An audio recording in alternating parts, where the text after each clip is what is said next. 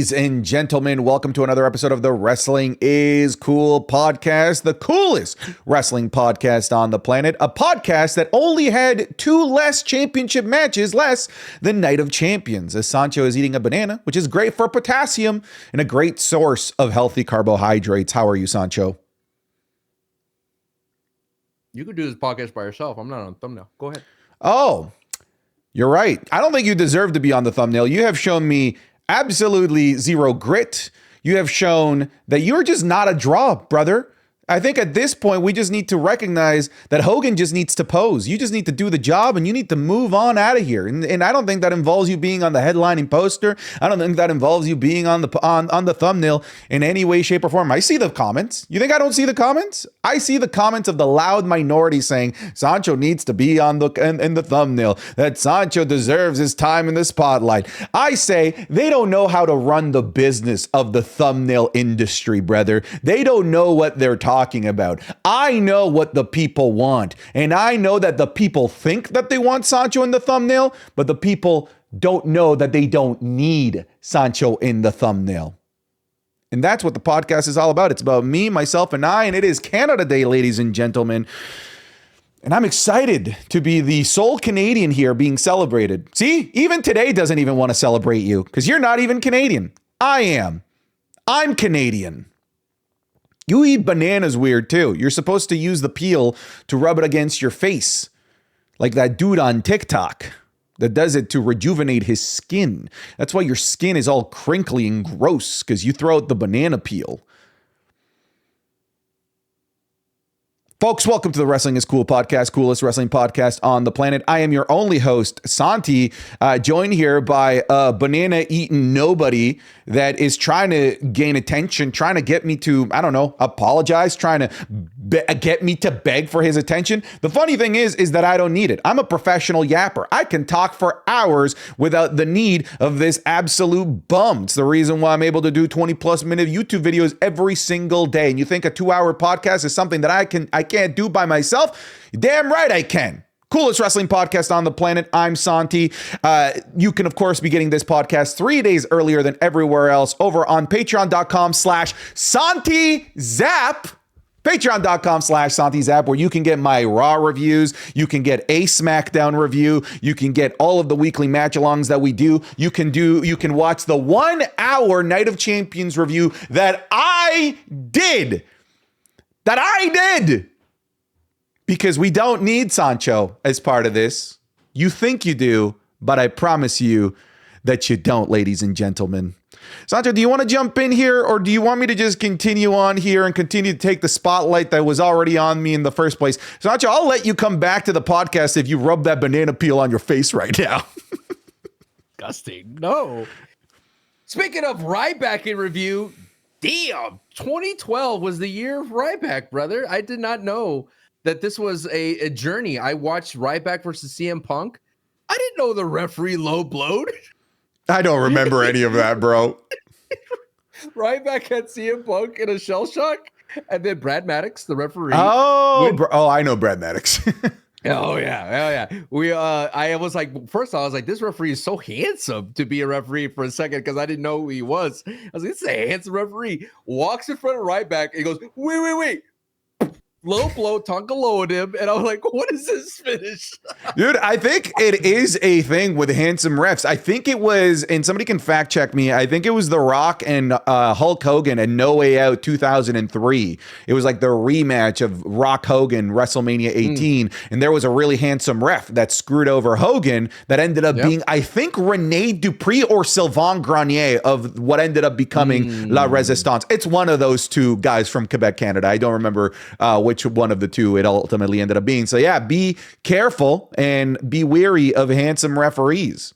But shout out to referees, man. Shout out to Charles Robinson, still flying somewhere, still on a trajectory to land probably somewhere in another country in the Middle East after taking that giant ass bump from John Cena. He's still flying in the air. John Cena, University of Massachusetts. By the way, for every time I'm not on the podcast thumbnail, a minute of silence will continue. Every week. So that's 4 minutes of silence. Probably our retention rate will go up. Especially the audio listeners. Wow, I've lasted for an extra minute now that I don't have to listen to Sancho yap about LA Knight, glazing LA Knight. But Sancho, Night of Champions is behind us. Before we talk about Night of Champions, I feel remiss if we didn't at the very least touch on basic punkonomics, because it happened in this weird moment, right? Like it happened before Night of Champions, and it feels like a lifetime ago because Night of Champions has already happened. Everything that happened on that month, Friday Night SmackDown, has already sort of been paid off. It was the follow-up to John Cena's parody of the pipe bomb. So CM Punk goes out there with a parody of John Cena's promo style from the early Ruthless Aggression era. This is his version of Gangster's Paradise, Amish Paradise. What did you think of it? I guess this is probably white and nerdy. If anything, this would be white and nerdy. What did you think about this? I think it reminded me that wrestling could be goofy and fun, and that the main eventer could be a comedic guy for a Brit. Kind of remind me of the Kurt Angle's part of the time being. Kind of stop flexing your bicep. Jeez, no, this is flexing the bicep. This is my arm hurts. Oh, this is flexing the bicep. Just make sure you see that. Calm down. Just make sure, calm down. You see that right there? Do you see the mass that's building here? Audio listeners, you're missing out. Yeah, my other one hurts. Yeah, my elbow. I got a little bit of tendinitis, tennis elbow in there. And then kind of running you on Stone Cold used to be, comedic, and The Rock, and let the Punk be comedic as well. You got to round them out. I really feel that the more and more they do, the more and more they could explore different layers. It's like it's a play that they never have used before. That Madden playbook that's deep in there. You're like, oh, what's this play? Oh, the flea flicker. This play never works.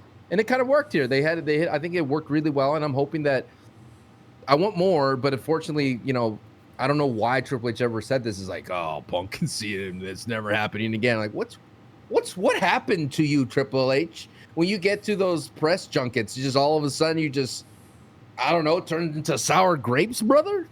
Bizarre. So you came out of the CM Punk and John Cena match wanting more then? Always, yes. Oh. Okay, I thought that match rocked. I genuinely believe that John Cena versus... I want more. Oh, you want more of the promo. I thought the entire program between Cena and Punk was absolutely amazing, and I thought it was bookended by a great match. I loved basic Punkonomics. I loved the parody of the pipe bomb. These guys, man, it's like riding a bike for them. They just work so well off of one another in promos and in ring. I really thought that match, without all of the crazy shenanigans that happened in the last 5 minutes, was a great match in its own right. Like, it wasn't like... I thought it was going to be significantly worse than the previous CM Punk John Cena matches, because they're both much older now. We're talking about like 12 years older than their last match. But man, it was just because it was so natural for them. It was like they were never apart at all. Like, these guys are destined to be forever dancing partners, and even with all of this time off away from one another, they were able to just jump right back into a beautiful harmony, because I really liked the match, even without the crazy shenanigans that happened there in the last 8 minutes. That's where I kind of take a step back on it. The shenanigans kind of ruined it. It's like they didn't have enough trust to put it out there. Now, I know Seth Rollins' shenanigans is different, though, because Seth Rollins' shenanigans is Money in the Bank business, right? That happens no matter what. But the layer of adding Sami Zayn and Penta, which Penta don't know what he was doing out there, and then Sami Zayn went out there, and for me, it's like the WWE wanted to cram everything in one moment, and they wanted to build up these kind of feuds for Braun Breaker and Bronson Reed, but you don't have to do that there. You didn't need that. And even so, you could have had LA Knight, be the one that kind of comes in for Sami Zayn, even though LA Knight got Tsunami, and people were saying like, he got Tsunami, he got his ribs. But at the same time, LA Knight's the one that makes the most sense. Agreed. To go out there. Now, he did have his moment in Monday Night Raw, which was nice, but going back to the match itself is, imagine, Santi, if we just took a little red pin and just crossed out Sami Zayn and Penta, and just have John Cena and CM Punk just unite for that second and take out Braun Breaker and Bronson Reed. That would have been huge, right? A GTS on Braun Breaker, and then AA, which happened to Bronson Reed already, but that would have been a sick moment. Then you have Batman and Superman shake hands and like, all right, here we go, dude. We're about to go reset the stage again. And then, John Cena does his grimace face, and and they just reinsert everything back to the way it ended, because I thought the ending was great, and I thought the ending was cool because it felt like a reverse heist of the century. Yeah. Right? John Cena stole it away from Seth Rollins, and I kind of like that hint of a moment of, ooh, this is a face John Cena for a little bit when he stopped Seth Rollins. But I love the idea of trucking Charles Robinson. That was great. And I'm hoping that they bring that back in some sort of way. I want Charles Robinson to get his run back on that for some reason, you know? Like maybe Charles screws over John Cena and he's justified, because that was a brutal rep bump. It was brutal. It was a nasty rep bump. Rep once of the year, and he almost like exploded his knee because the way he landed, I was like, oh my God, that was crazy. So overall, on the Night of Champions main event, I thought it was great, but I'm starting to get fatigue and run-ins, and it did not help as well that there was a run-in the night a little bit earlier in the night, with, of course, with the Bloodline, or Bloodline 3.0. What version of the Bloodline are we on? Are we like Windows 10, Bloodline XP? That's what we're Dude, honestly, the Bloodline at this point, they're so goofy looking that they basically remind me of the DK rap, right? He's the leader of the bunch. You know him well. It feels like they all have their like, oh, this is the tall one. We got the tall one. You know, like it just feels like they just have their own little quirks that, like, it's like, all right, sure, put them together. Why not? Yeah, this guy's a Tala Tongan. Tala Tonga, that's gonna be his name, which is, I think, is just so damn funny. But let's focus here on CM Punk, because I got more thoughts on this. I actually completely agree with you. I think they could have simplified the shenanigans a lot more. No Penta, no Sami Zayn, just a Batman, Superman, Injustice version Superman. You know, he's an angry, feels justified Superman that's a bad guy, but might still have some inward traits of good still left in him, like we saw in this match, coming together for that split second to take out a greater evil in Seth Rollins and his faction. It should have just been that. If you were dead set on having Penta and Sami Zayn, I also agree. Red Pen, take out Sami Zayn and put in LA Knight. That would have been the correct play. But here's the thing. I have to acknowledge a little bit of hypocrisy, because I don't like fake cash-ins. I really like this one. And the reason I like this one is that it felt like a plan being executed. It felt purposeful, right? This was a Seth Rollins that was walking to the ring. He had a plan that he was about to execute. It wasn't this frantic run to the ring, choke a ref as you're dragging him down the ramp to try and frantically scream, cash it in, cash it in, cash it in. I really liked how methodical and almost Lex Luthor-like it felt from Seth Rollins. Like, yeah, it's the time. It's about to happen now, and there's nothing you guys can do about it. I loved the way that they just strutted down to the ring. The reason why I really liked this whole saga as well with the Seth Rollins cash-in is, for the first time in a really, really long time, I didn't know how this was going to end. And to me, when you can do that to somebody that's been watching wrestling as long as I have, I feel like you've done a good thing. Because there for a minute, I'm like, oh my, I genuinely don't know if John Cena is going to walk out with the WWE Championship now. I'm actually on the edge of my seat waiting to see how this plays out, because I'm just in here for the ride. I'm enjoying the show. Are you enjoying the show? It's all part of the show. I was there. I became a fan in those 8 minutes, a fan that is completely disassociated from talking about predictability and things like that of professional wrestling like we do here on this podcast. And that's a rarity for me. And I really, really appreciated that I could feel that again, because it is a rare thing that WWE can elicit from me.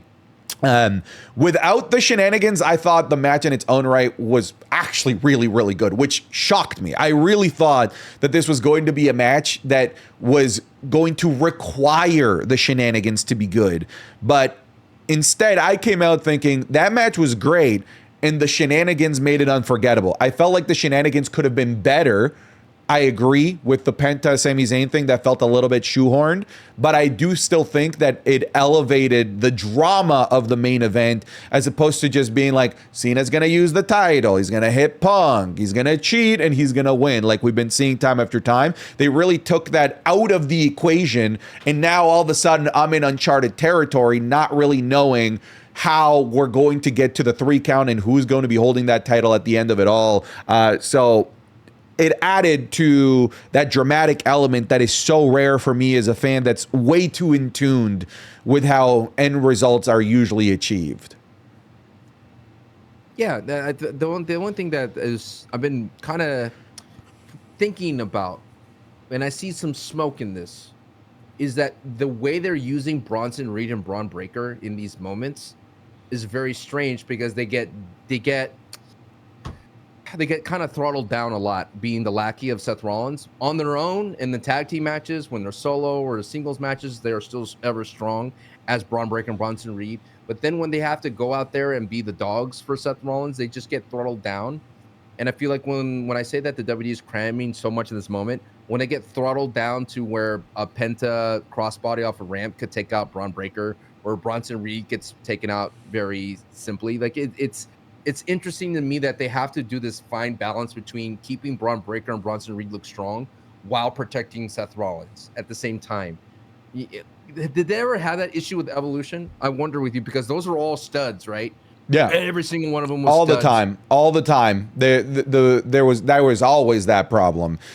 Triple H was always the big prize, and inevitably on the way to the big prize, the babyface would stomp Batista, Ric Flair, and Randy Orton every single time. Every single time. It's just part of the growing pains of eventually allowing these guys to flourish on their own. That's why I tell people to be patient. Like, the guy that's literally running the ship right now is the guy that ran Evolution at the time. So he knows how to eventually make Bronson Reed and Braun Breaker break out. I am not concerned about those two right now. It is an inevitability that they have to feel weaker than the leader of the group. They have to. They can't not. They can't all be Seth Rollins level bad guys. That's just not how factions have ever traditionally worked. You have to have somebody that is the end boss, right? I hate using the verbiage of final boss now because of the affiliation with The Rock, but it's true. These factions need a final boss, and it's Seth Rollins. And before you can reach the final boss, you're a gamer. You know you need the mini bosses in the lead up to the final boss. But it's not going to hurt these two in the long run. There will be the breakout moment inevitably. It took Batista 2 years in Evolution. It took Randy Orton a year and a half. It's not this thing that just happened overnight with Batista and Randy Orton. It took a while. We're going to get there. I try to tell people, right? Hey, yeah, Braun Breaker doesn't feel as badass. Of course he doesn't. Right now, he is a stepping stone within a storyline for the bad guy of Seth Rollins. But eventually, Seth Rollins will look at him as a threat. And when Seth Rollins will look at him as a threat, all of a sudden he will get catapulted to the moon. It is inevitable. We just, and I ask people, be patient with this. If you weren't around for Evolution, a lot of people think it was an overnight instant sensation, star-making opportunity for Batista and Randy Orton. It wasn't. It took a while. We built them up slowly. They're the ones that took the regular L's for Triple H in the build-up to all of his PLE matches. So that's what I mean. It's like, it's clear as day is that Braun Breaker is going to break out with Paul Heyman. Agreed. That's like, that's right going there. to be the next step. Yeah, it's right there. It makes much more sense. And now with the rumors that there's a plan B, number 4, the 4th member. And the way I think about it, and I know there's rumors of people wanting Ricky Saints, it's going to be Trick. I think Trick is going to be the perfect guy to be that one that could take a lot more L's, that could tank a lot more, and people I wouldn't have a problem if Trick Williams was taking L's for this faction versus, say, a Ricky. I would have problems with, like, ooh, Ricky doesn't seem like the guy that could tank, but I think Trick Williams could be that guy that could tank a lot of L's and still grow and flourish in this faction as the 4th member. I think Ethan Page is a guy that can take L's too, because he's so character driven that he's so good in his losses as well. It kind of reminds me of how, like, dude, like The Miz has the most losses in WWE history. Losses don't impact The Miz anymore. They just don't, because win or lose, what gravitates you to The Miz is the character that he is. And I see a lot of that in Ethan Page, plus a better professional wrestler than The Miz, in my opinion. I think Ethan Page would be a really interesting addition. However, Ethan Page, in my opinion, is good to go on his own. I don't think he needs a faction. I think a Trick Williams is an interesting one, is a really interesting choice. I think Trick Williams has historically always worked best when he's with other supporting casts. Like even in his current heel run right now, yeah, it was good, but it got way better when he joined First Class, AJ Francis and Casey Navarro, because he had people to bounce off with, people to play off of. And it just made his character and his personality flourish a lot more. Ethan doesn't need that. Ethan is good to be on his own. I think most people would probably agree with that sentiment, but I could see them adding Ethan Page. Absolutely, sure.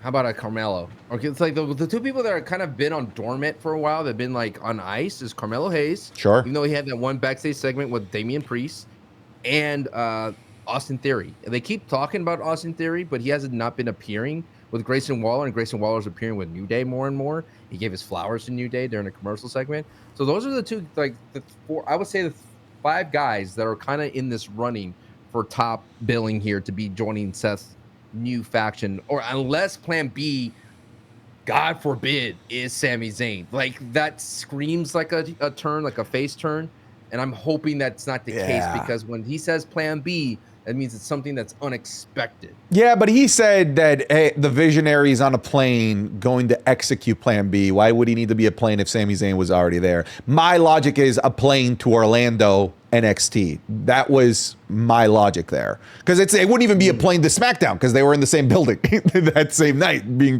filmed later. Oh, speaking of which, shout out to the person behind commentary wearing the Wrestling is Cool shirt. We saw you. Oh, yeah. Oh, yeah. We saw you. And we saw you. In theory, he would be there for 2 shows. Aha! You know what I mean? Free advertise. Yeah. Let's go. Yo, what a stud you are. But overall, I felt like it was a good start and a good kind of midpoint that we are on for John Cena's retirement tour, that we hear that we had that CM Punk versus John Cena, that John Cena had a moment of truth and justice type of vibe. I'm wondering if we get to revisit this again. I kept another question that popped up to me after this was like, okay, this feels like the peak of nostalgia for John Cena and CM Punk. It'd be cool if he went up against a Jacob Fatu. You know, like now at this moment, I kind of want to see him build up the next star. So I don't know if they're going to do that though, son. I don't think like that they are. Yeah, that's what it's a bummer. Like, why couldn't they? Why couldn't they build up a Braun Breaker? Couldn't they build up the Jacob Fatus of the world? You know, this is like the perfect recipe. But I think it's because, Santi, I know you might say that, because it hasn't worked with John Cena for years. It's bingo. Bingo. Like literally, I think that as a fan, that is part of the reason why I don't want Cena working with the younger talent, because he from being a WWE superstar, he's leagues ahead of a Jacob Fatu, of a Braun Breaker, that if you put them on the mic against Cena, like, we'll see their flaws, and I don't want to see their flaws. Once we saw Austin Theory naked because John Cena undressed him, he's never recovered from that. It took Solo Sikoa an entire character shift, be a completely different human being on screen to even start to get over. So I just don't think that Cena is the guy to help prop up the next generation at all. And I just don't think either that this retirement tour is about making new stars. The retirement tour is for Cena. It is for Cena fans. And because it's for Cena and for Cena fans, I think the play here, as much and as cool as it would be seeing him with new faces, is nostalgia plays. I think nostalgia plays will continue to hit hard. Brother, AJ Styles versus John Cena, Clash at the Castle. Under most circumstances, I'm like, well, AJ Styles is doing nothing. But you add the context of their history, all of a sudden nostalgia props that up to something that is absolute must watch. And it's an easy sell, right? Meanwhile, John Cena versus Carmelo Hayes, just as an example of a new star potentially, you really got to build that. And you just don't have time to build that, especially with Cena's limited scheduling. But if it's people he's already faced before, there's no building needed, because the building blocks already exist. You're already going into a built preset Minecraft world. You don't need to make your little huts, because a mansion was already built there from prior years of you playing Minecraft. Chicken jockey, Sancho. Chicken jockey. You know why you want AJ in France, baby? You want him to embrace phenomena. Of course. No, actually, you know what? It was kind of hard when he no-sold it. It was cold as hell. It was cold as hell that he no-sold it. So I kind of want that too. I bet you his body was tingling all over. Dude, like I go back to that like every couple of months, it seems.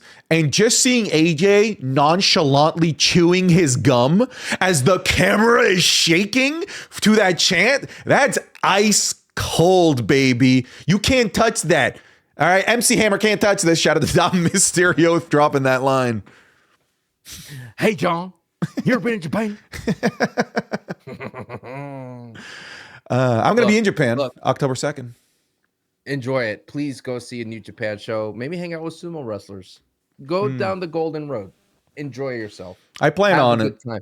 Go to that muscle made thing that we talked about. You're gonna have a great time. Go to a kitty cat cafe. For those that don't know, there is a bar where it's just a bunch of muscular women that beat the crap out of you while they serve your drinks. Our audience. Yeah, you guys know. You guys know. Come on, gals and guys know. They know this. But I'm happy for you. You know, John Cena has turned the ship around. I was worried for his heel run. It wasn't looking great. It was looking okay.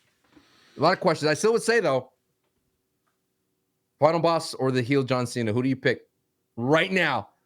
Right now. I mean, look, there was something special about that final boss run. It's just that he soured himself with wrestling fans. But if you ignore all of the souring that came after WrestleMania 40, dude, that 2-month stretch was out of this world. It's going to be one of those where like new wrestling fans that come that weren't around for that time, we're going to be like, oh man, you just weren't there for the Renaissance era. The Renaissance era completely shits on everything that they're doing now. We're going to become those people. All right. Dude. The people that were around for 2023, 2024 WWE are going to be the obnoxious attitude era fans when we get into the 2030s and 2040s with new fans being like, oh, I really like this guy, Jacob Fatu Jr.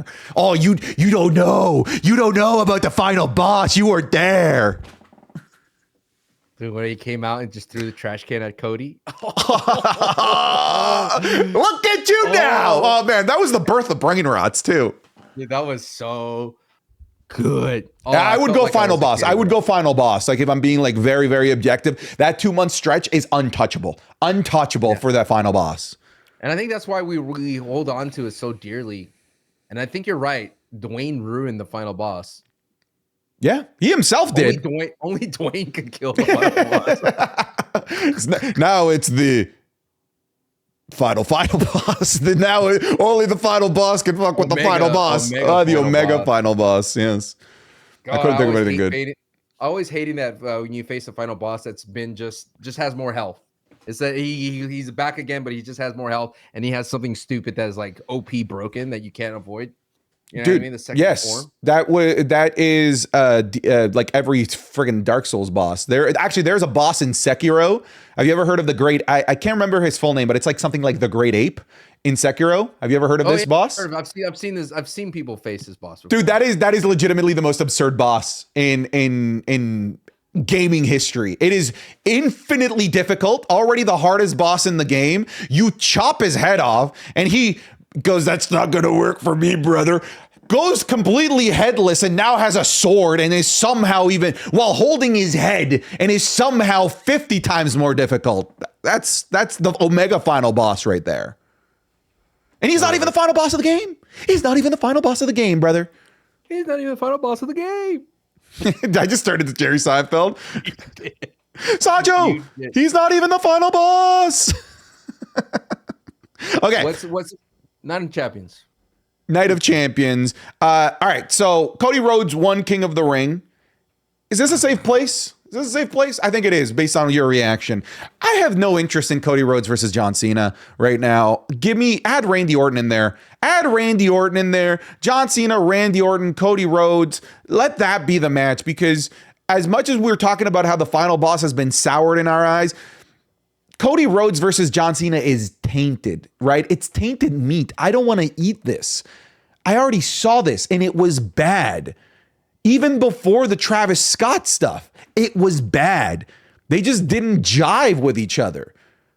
Add Randy Orton in there. And I trust that Randy and Cena can have a good match because I already saw it at Backlash. I trust that Cody and Randy can have a great match and tell a great story.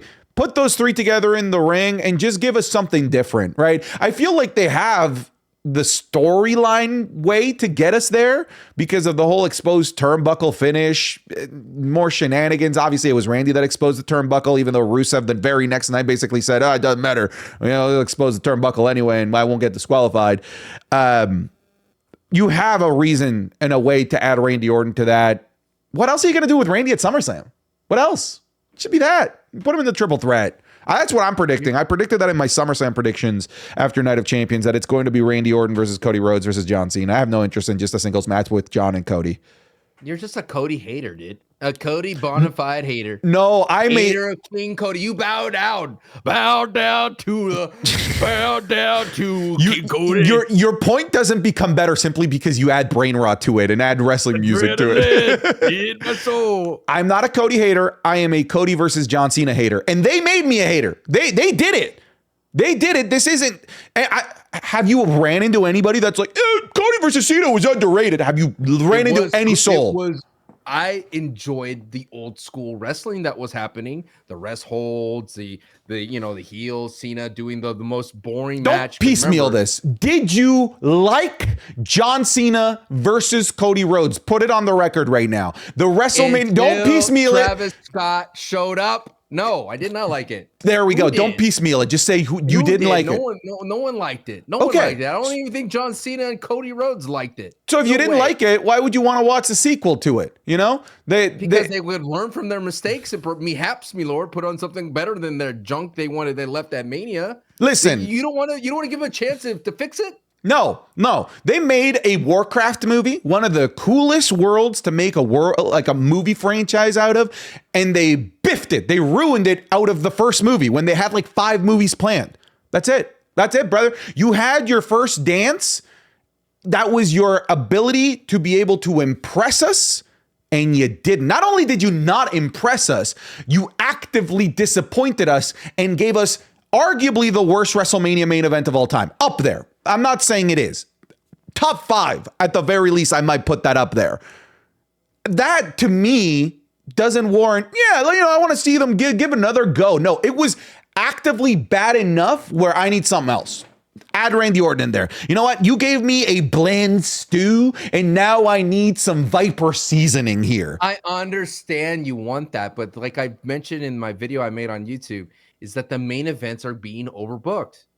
Give me a definitive answer. Who is better, Cody or John? So that way I could walk away years from now, sitting on my rocking chair, and I'll tell you the story of John Cena versus Cody in that match they had at SummerSlam to determine who is the better wrestler. Because right now, the WWE is not giving me these answers. They haven't given me these answers a long time in main event PLEs.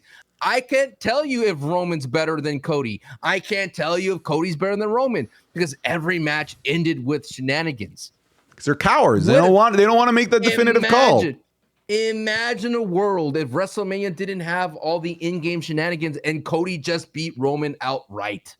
Oh, come on. Those endgame, come on, though. But those endgame shenanigans were worth it. Sure, they were earned. Sure. Earned. But guess what? WWE is trying to recapture that magic every time. You're right. WWE wants to recapture in-game over and over again because they think that that's what we want.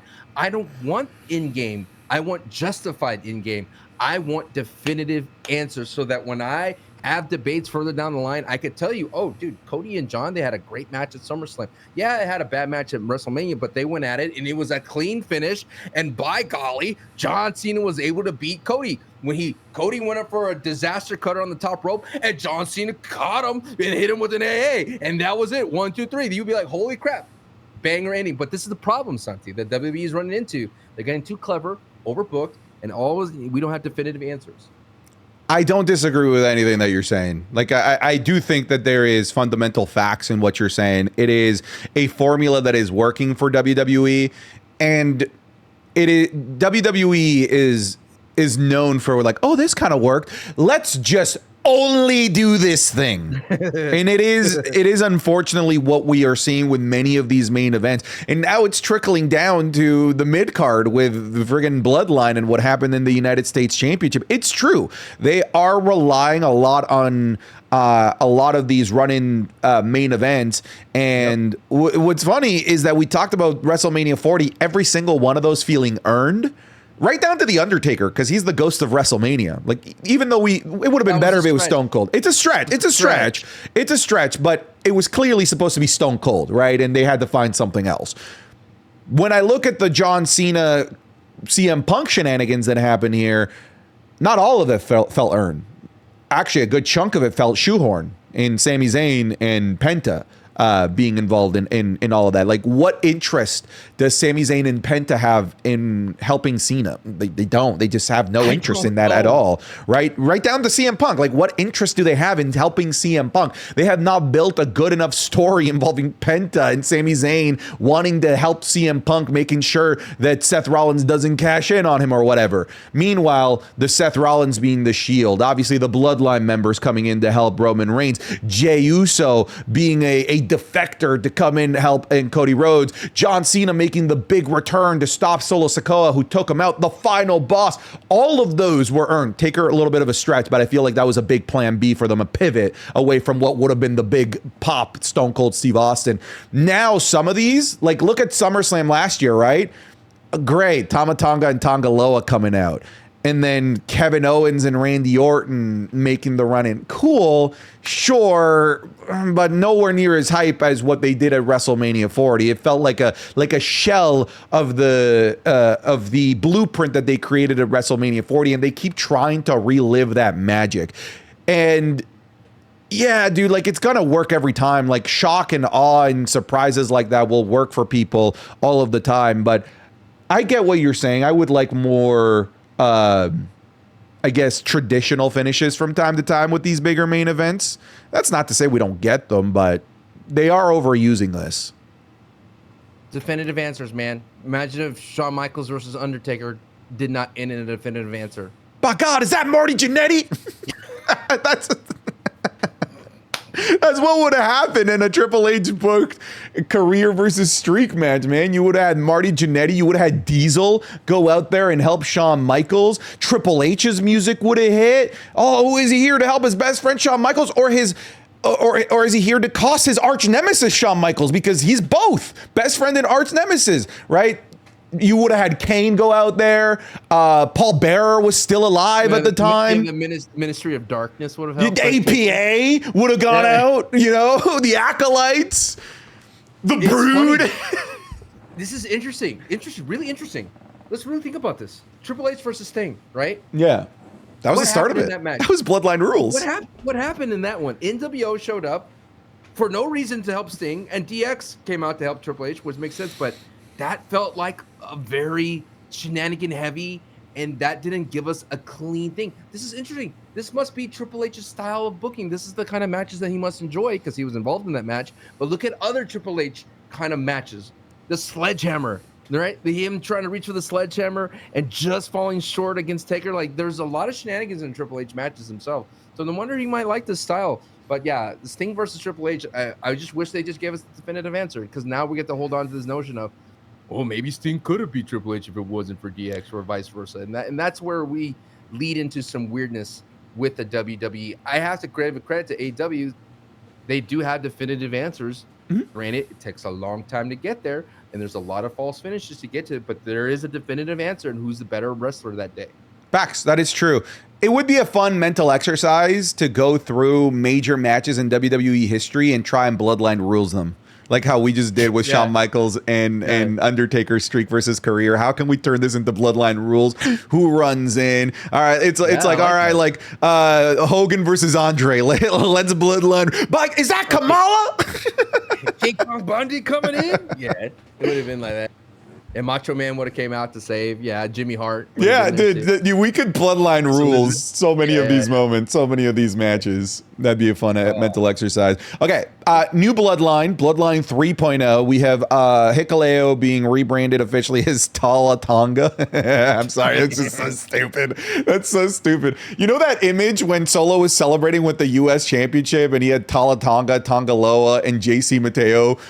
Bro, I burst out laughing when I saw that faction. I'm like, this is the goofiest, most oralist faction I've ever seen in my life, and I'm interested. I'm in for how dumb this picture is. It just looked so ridiculous seeing these guys celebrate. It's like, hey, why are you here? I'm the tall one. Why are you here? I'm the goofy one that messes up. And you, I'm the strong one that kind of waddles to the ring, and I'm the leader solo. It's like, dude, you guys individually suck. No one wants to see you guys individually. But as a group, you guys add so much suck to the group that I'm in. I'm interested in this. It's as if you auto-generated the bloodline like over and over again. Like, no, give me another version. No, another version. No, taller one. Okay, now we're another one. This is the one that nailed it. I think it's fascinating because I'm a big flag bearer for Solo Sakoa. I feel like Solo Sakoa has always been the guy, and he's done his homework. He's done everything right you can ask of him. And it's just so interesting that the Bloodline saga and everything has been shelved. And for some reason, they're kind of revamping it. It's been remaked. It's a new edition. It's Solo Sakoa now led. And I really believe that I think the WWE sees it as Roman Reigns is not going to be around for a while. I mean, considering that Roman just got cast as Akuma in the Street Fighter movie, which is crazy. I don't even know how that's possible. I don't even know how well he will do in that role. But if Roman's going to be gone and they have plans for Bloodline, why don't they they basically just recast everybody? Now you have Jacob Fatu is going to be the next Roman Reigns. You're going to have Solo Sakoa taking over and kind of now being revamped with the whole new everybody's around. Yeah, Tama Tonga, Tongaloa, which I predict he was making a comeback. Then you also have Jimmy and Jey Uso, which I felt in my mind. I don't know, did you feel this, that Jimmy and Jey Uso was going to save Jacob Fatu in some sort of way? I know Jimmy has been doing run-ins for Jacob Fatu, but in my mind, I'm like, what's going to happen with Jimmy and Jey? Because clearly Jacob Fatu is outnumbered. He has only 2 in his back pocket here with Jimmy Uso adding that and Jacob Fatu. So who's going to round out Jacob's side of things if Jey Uso's off the table? Because it seemingly looks like Jey Uso's still involved with Sami Zayn and Penta. No, I 100% agree. I was expecting Jimmy and Jey and maybe setting up like a faction warfare, like another Bloodline Civil War type of thing. But I think they're just going to run Solo being the leader of this new faction and Jacob having to overcome the numbers. I think that's the play that they're going to. Yeah, I mean, if they want to build Jacob Fatu to be one of the top pillars of the company moving forward, yeah, probably. It probably would be this. I mean, yeah, he did take out JC Mateo and Tongaloa by himself. That was sick. Yeah. He did that crazy dive out of the outside. Bizarre choice to bring back Tongaloa. Like I know Tama Tonga's around too, but start off with Tongaloa, brother. The pop, you gave Tongaloa a pop, didn't you? Of course. The infamous Tongaloa is back. But again, like, it was all, my pops for all of this were meme pops. Just kind of like how I meme popped for Carrie and Cross taking a back bump. I'm not actually celebrating that he took a back bump. That's like celebrating a lifeguard being able to swim. Like, yeah, of course you better be able to take a back bump. I'm not actually celebrating this because you prove people wrong. I'm memeing. It's a joke that I'm celebrating that you took a back bump to prove people wrong that you were able to back bump. I mean, like, Tongaloa, like, for me is a meme. He isn't this guy, this difference maker for me. Neither is Tala Tonga, neither is JC Mateo, which is why, like, when I saw them all together, I couldn't help but burst out laughing. But hey, if wrestling is eliciting an emotion, and if that emotion is laughter, then that's a good thing, I suppose. But I just don't see these guys as this like scary faction that's like the next iteration of the Bloodline. Like, I see them as like a step below the new Captain America. Like, you're not Steve Rogers, but like you're still pretty cool. I find these guys even below the new Captain America in terms of like the recast of Avengers. like Thunderbolts. I love Thunderbolt movie. It's really dope. But this is now they're trying to bring him back with the Thunderbolts. Well, that's you know what, that might be a good example. Like Thunderbolts is just like, oh, dude, you guys are like a weird collection of people, but then put together, you created something interesting, something that I want to see, and maybe that's what I want to. Maybe that's what I want to get out of this. Something a bit more on the comedic side, like Thunderbolts is. But when individually, you wouldn't be interested in seeing any of these people, but as a group, it could be so weird and goofy while dangerous at the same time that this could become something that I can get behind. But like right now, at first glance, until I see them actually come together, until I see what Solo Sakoa with his promos can do as United States champion, right now, this group, I'm like, yeah, what are these guys going to do? These guys are going to get eaten alive by Jacob Fatu. One letter. One word, 4 letters. Stop. Come on, that was so funny. Solo is so good. Solo is so damn good. Solo Sakoa, dude. There's something there. There's nothing magical. I think we get a new gear with Solo Sakoa. He can't be menacing. It doesn't work. He needs to be hilarious, and he needs to have moments with every single moment. What's the upside of Tala Tonga here? Like, there's no upside, bro. I'm getting cast vibes from him. Big cast vibes without that charisma so far. And that's hard. That's kind of like Sancho, you only saw him for like a minute. But the way he's like lean and tall gives me that big cast vibe. You know what I mean? Dude, I feel like when he did when he did the Jacob Fatu shake, I was like, dude, this is just corny. You look dumb. Jacob looks cool when he does it. We'll see though. I know I'm being pessimistic. I know I'm being a negative Nancy, but like not helped where that choke slam on the table didn't go anywhere. Yeah, man. I'm gonna put you on there. But we'll see, dude. I got some good hopes. He got size, but we talked about it before. The WWE and size don't really know how to book well, and it's clear to me that he's just gonna be just like an enforcer out there and big booting everybody. Very green, Kevin Nash, like Big Diesel, Daddy Cool. Like, but I don't know if we're gonna get charisma out of him because that's not his role in the group. Does that make sense? No, 100% it makes sense. His role in the group is just to be the tall guy, and he's just gonna. That's interesting. If Jacob Fatu overcomes everybody without help, I didn't think about that. I've always thought, I've been conditioned by the WWE is like if there's the numbers of games outnumber the babyface recruits. But what if the babyface doesn't recruit? What I genuinely see Jacob Fatu potentially just beating all of these guys, and it wouldn't surprise me. It genuinely wouldn't surprise me. Remember that line when Solo Sakoa said that if I lose to Roman, then I will fall in line and I would acknowledge you as a tribal chief. What happened to that? What happened to that? What if Roman came back? All right, let's play this game. If Roman came back and you united everybody, like everybody underneath the Bloodline banner, every single member we've been introduced, even down to Lance, who have been introduced just yet. Would that make this the scariest faction in the roster if everybody was on board? Maybe even the Sami Zayn, Sami Uso? Yeah, but like to go up against what? And at that point, that might be almost too big. Now we're talking about like the extended NWO. By the way, we're getting into NWO levels. You think it's Wolfpack levels? No way. Bro. BWO? Bro. Like the fact that you even have to ask this is indicative of how deep into the bloodline we're getting, where we're getting into the goofy levels of NWO. It was different. NWO levels was because of over merch money. Like they did not like sharing all their merch money with everybody because what ended up happening was NWO was the coolest faction in WCW, and all of a sudden people were like, well, I'm not making money off of merch because the NWO merch is flying off the shelves. So what everybody wanted to do was they just put everybody in NWO, and then all of a sudden they got too big, and then Kevin Nash and everybody were like, wait a minute, this sucks. We're not making as much money. So they made the Wolfpack to get away from that. And then you know what was weird is Sting joined the Wolfpack, right? And we're like, wait, what? The person that hated the NWO now is an NWO, but they're NWO Wolfpack? Sick blood face paint, by the way. And the song, iconic Wolfpack sick song. And it starts over with that din din din din din din. Sick. I don't think it's getting that levels. I don't think we're there yet. How can you not think that? not everybody can be in Bloodline. That's the difference. NWO, everybody Fair. started to join in. Like Virgil joined in, and you're like, what's going on here? Everybody's just started joining in. We're at the point where not even Bloodline people are in the Bloodline, though. Like we're if reaching. Add Joaquin Wild, we have a problem. Okay, we have a problem if they add Joaquin. We're not at we're not at BWO. We're not at LWO levels yet.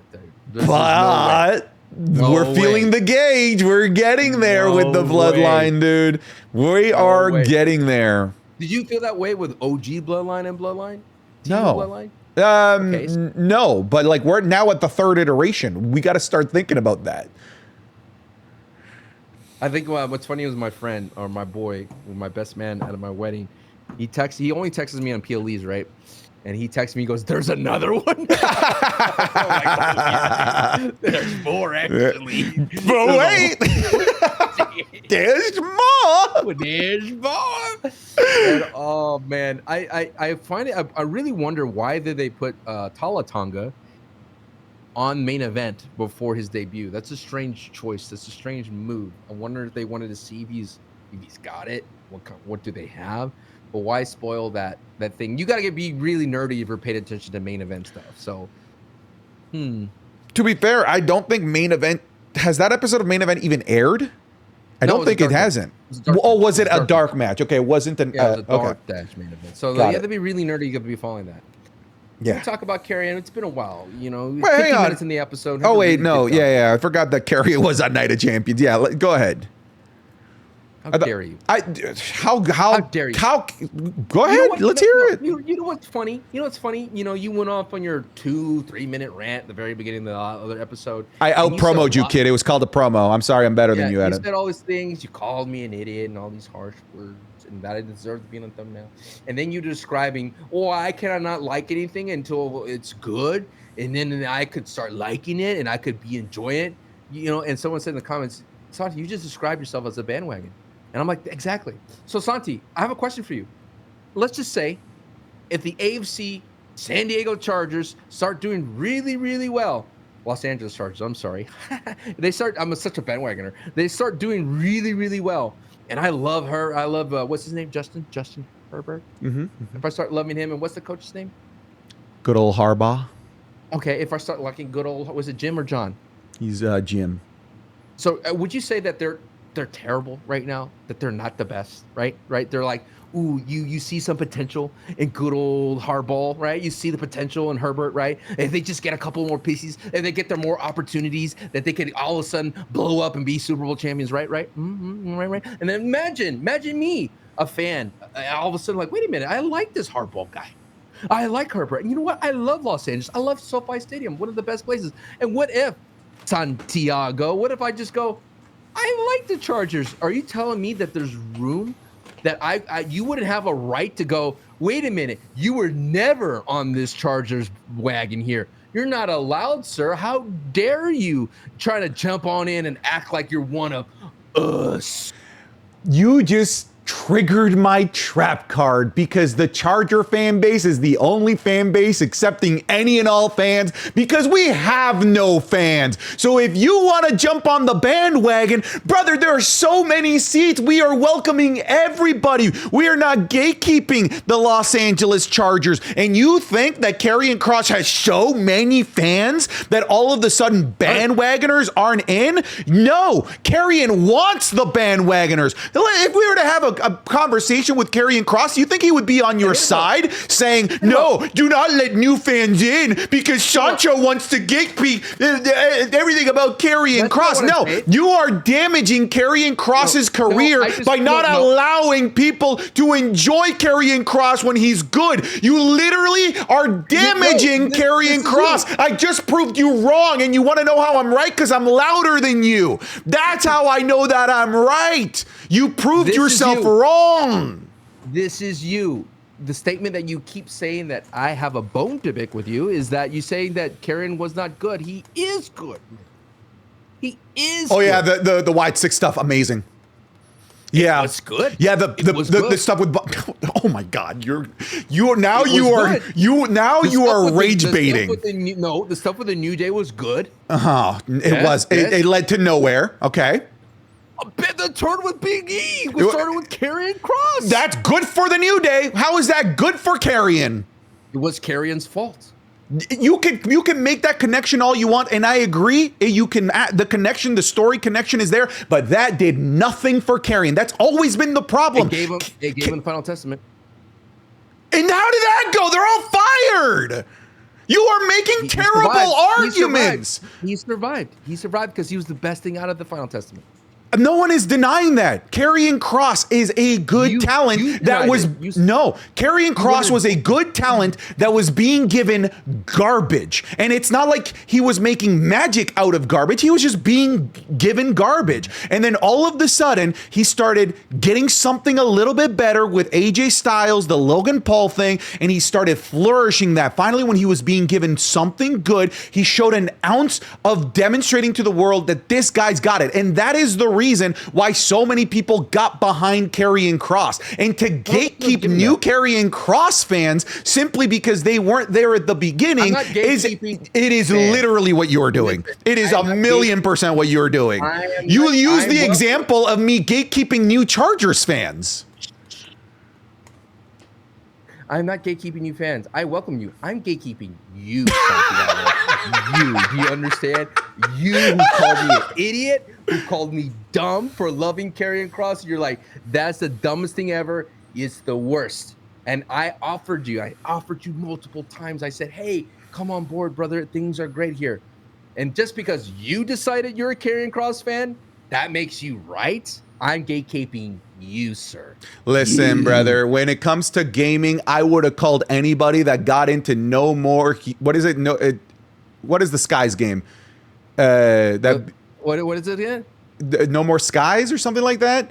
No Man's Skies. No Man's Skies. All right, that's how bum ass that game was. I can't even remember the name. All right, No Man's Sky was garbage, and it took years for it to finally get good. And what? Now all of a sudden, the people that got in early when it was bad are geniuses? No, the thing got good, then people can finally enjoy it. Just accept that you've been gatekeeped. Why only me? Sancho, just for clarification, you're allowed on the Chargers bandwagon. First class seat. I know. This is the problem. Nobody wants to be here. Nobody wants to be here. Back to Carrie and Cross. I've called it, and I looked at Night of Champions, and I knew that would be the problem. Night of Champions was going to be a tough sell for Carrie and Cross simply because he had to go into the belly of the beast to beat Sami Zayn, and that was not happening. My issues with that match was I had to call it out early, was that you got to show some cracking in the armor of Sami Zayn. That did not happen. They had some great moments with Carrion, showing some strength, showing his suplexes and things of that sort, his work. His cross jacket was intense. It's a completely night and day difference between a Jey Uso sleeper hold and the cross jacket. It looked more like devastating.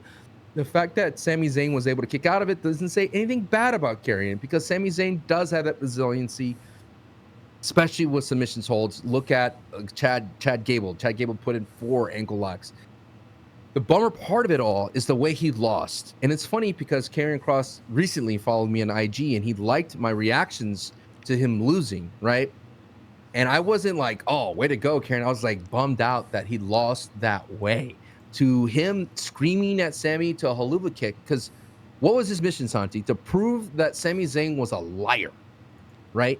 And I said that in the tweet, I said, if they just gave the Carrion Cross ending from Randy and Cody to Carrion Cross and Sami, that would have been so much better. Exposing the turnbuckle, Carrion Cross exposes it, and then Sami Zayn takes advantage of it, throwing Carrion into it on purpose, hitting him with a haluva kick. How dare Sami take advantage and be a liar and try to be the right way? It didn't make sense for Randy and Cody, because Randy all of a sudden just stopped believing that he could beat Cody Rhodes the clean way and decided to pull out a chair and decided to expose the turnbuckle. That doesn't buy anything. The only saving grace of Cody versus Randy, which we kind of skipped over, was Cody making that promo. I'm sorry that I beat your favorites in Jay and Randy, and I'm here to get the damn ball back at SummerSlam. Fire promo.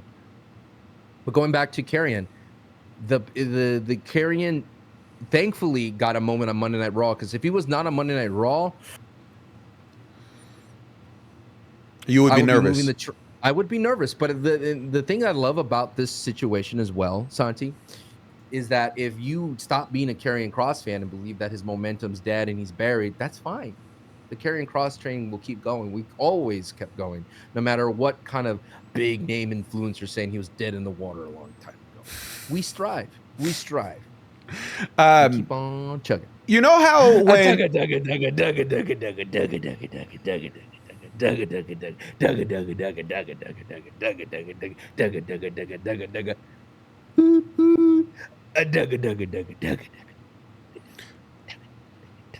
Are you done?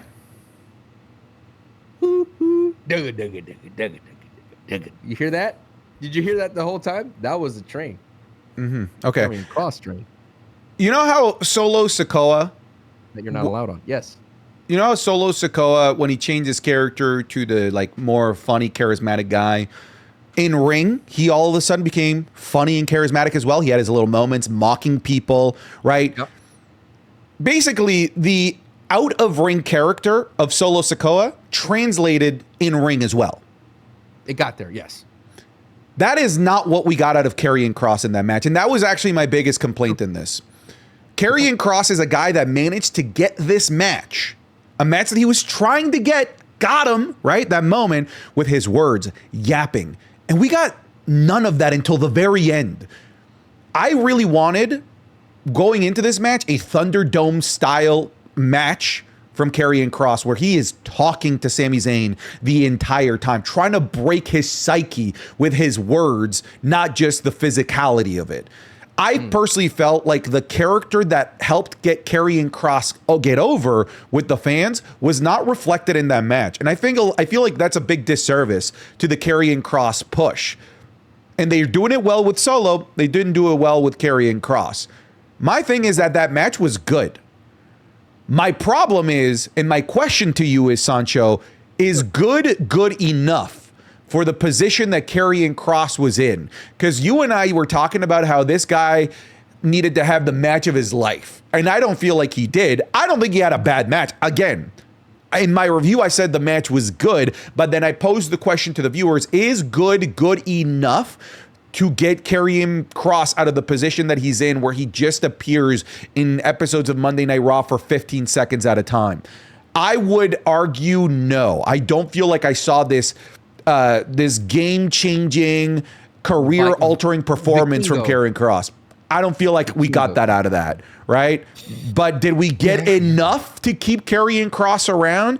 I feel like we got enough for me to want Karrion Kross to continue to still be around, but I don't feel like we got enough for me to all of a sudden, and for fans to all of a sudden get louder and rowdier and angrier than they were because Karrion wasn't being used. I don't feel like we got that out of this match. How do you feel about that? Do you feel like that's a fair assessment, or am I just being a hater that's not allowed on the train? It's chugga, by the way. No train's dugga. First off, Night of Champions, was this a night? For me, I would answer your question with a question. Was this a PLE worthy match? No. This match deserved to be on a Monday Night Raw or a SmackDown. If this would have happened on a SmackDown or a Monday Night Raw main event, you'd be like, this is the perfect stepping stone. They put this on Night of Champions, bro. The expectations were he had to make like a Superman level leap to the top of the building.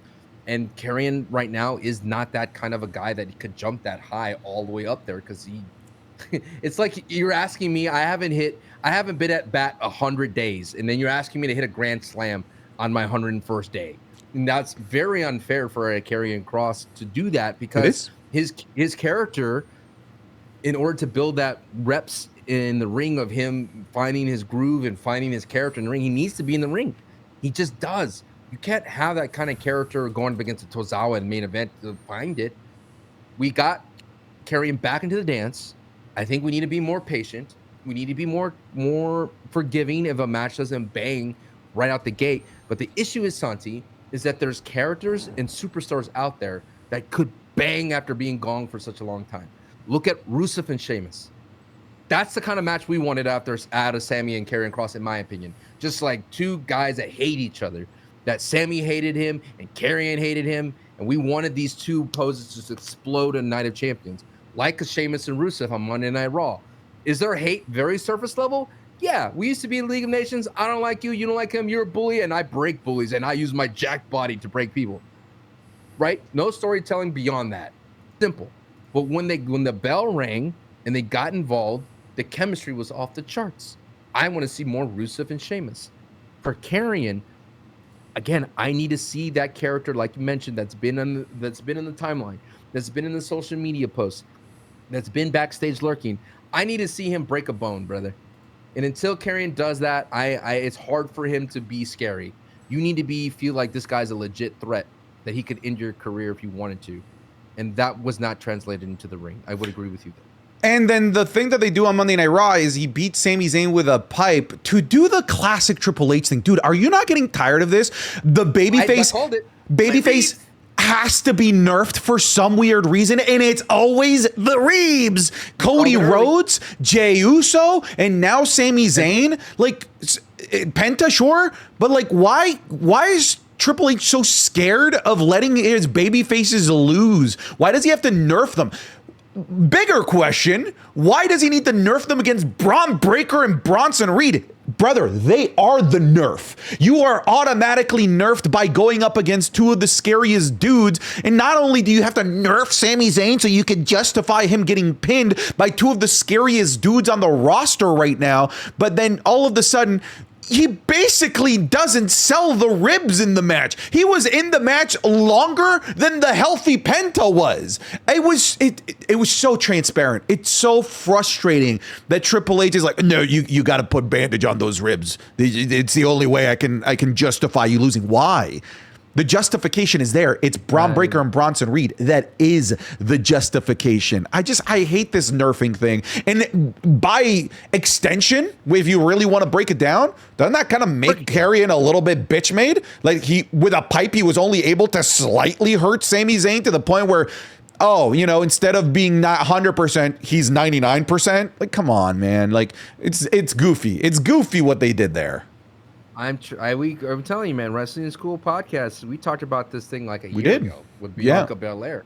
They have to nerf the babyface for some reason every single time. They're so scared to just have a babyface at full force losing, and I think it's lame. Wrestlers become investments. Like too much money tied to a wrestler. Sure, that's definitely got to be a reason, right? I think maybe there is a concern that losing clean all of a sudden removes the superhero aura.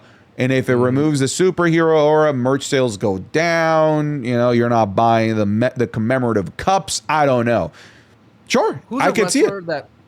Who's a wrestler? We talked about the Miz, but who's a wrestler that loses, but you still want to see? Like, I would see Sheamus. I know I talk about Sheamus losing, but Sheamus is a guy that loses but puts on a banger of a match. Drew McIntyre is a guy that loses but still puts on a banger of a match. He's a must-see in my opinion. I would agree. Finn Balor, to me, I love Finn Balor. He won last week for the new tag team title, but Finn Balor, I don't care about if he loses or not. In AEW, Hangman, like he went on a streak where he wasn't, like the top guy. He's being billed as that right now on the way to All In, but he would lose his matches, lose his feuds, and I'd like, give me more Hangman, please.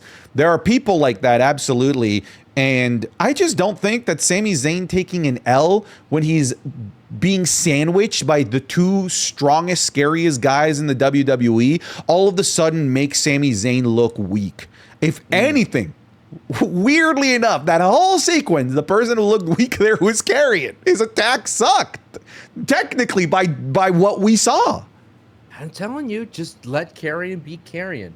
Let him just... it's interesting. I wonder if Karrion's promos are written for him, because the promos that are not written for him, that he just does on his own in socials, far better. Like, they're good. His delivery of the promos WWE scripted for him are good, but look at his socials promos. Far better. Even his Raw talk, far better. So I'm wondering if Karrion had a choice. Why don't just let Karrion put him in a cross jacket, or let Karrion put him in one of those Kimura locks or whatever move that he knows how to do. He's a brown belt for crying out loud, right? This dude knows ball. Let him break a leg. Break somebody's leg. Who needs a vacation? You need a vacation? I'll break your leg. What if he? I know it's another heel, but what if he did that to Chad Gable? Right? That would have been sick. Just like he doesn't care that you're another bad guy. He's just angry. Right. He's angry, and you're the first one that he saw when he was seeing red, and he took out Chad Gable. Right? And then it's like, does that make Chad Gable less of a heel? No, because he gets jumped from behind. And then you know what? Maybe Chad Gable comes back, and he's like taller all of a sudden. That'd be weird, right? Like, wait a minute. It would be weird. It's like we're seeing the evolution of El Grande Americano. We now have El Tall Americano. People throwing out there that this might be Ludwig Kaiser. No, fascinating. No, I mean, if you're talking about taller, this could be Omos. Omos is tall. This guy is tall. Don't see it. I don't. What if Grande Americano? He was gone for a while. What if he got that surgery that extended his leg? You seen it? I have, bro. That surgery looks miserable. Oh, what are we gonna do? We're gonna snap your legs in half and put a metal rod in there. Oh my god. Ugh. It goes like by centimeters, dude, like millimeters. Oh god, it just. Ugh. God, that seems like the most miserable surgery to have. But you know what? Who could do it? Grande Americano could do it and recover faster because that's how great of a luchador Grande Americano is. It's facts. It's the lucha dark arts that allowed him to recover as quickly as he did. Let's pretend in a world where it is Ludwig Kaiser. Is real to me.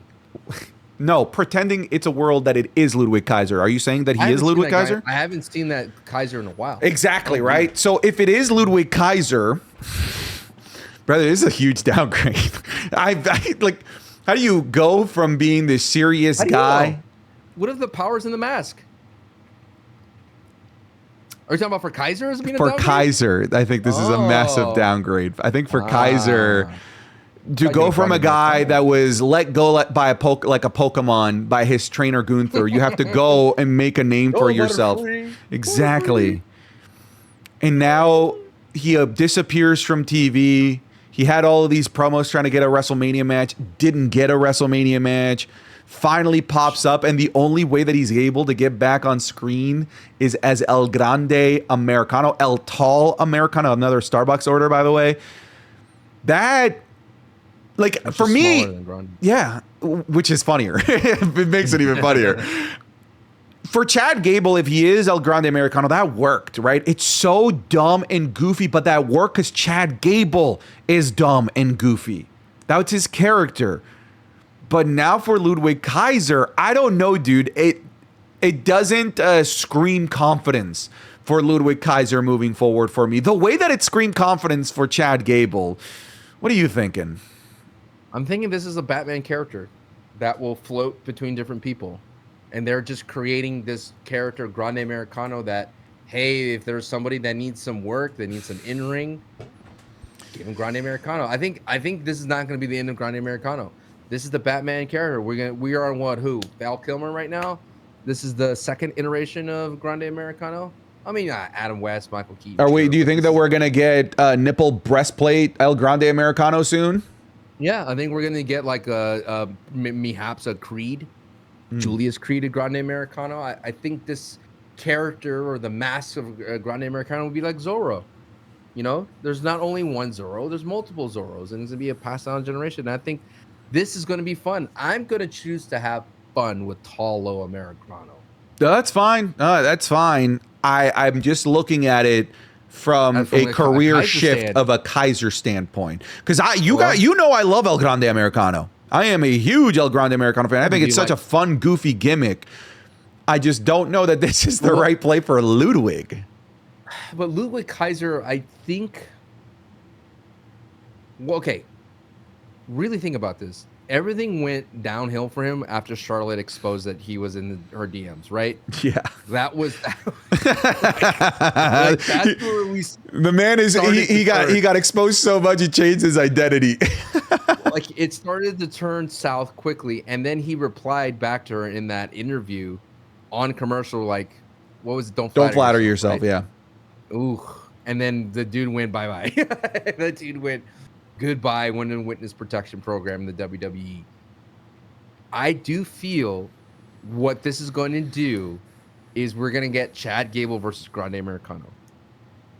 Like, this is just so he can prove that he's not him.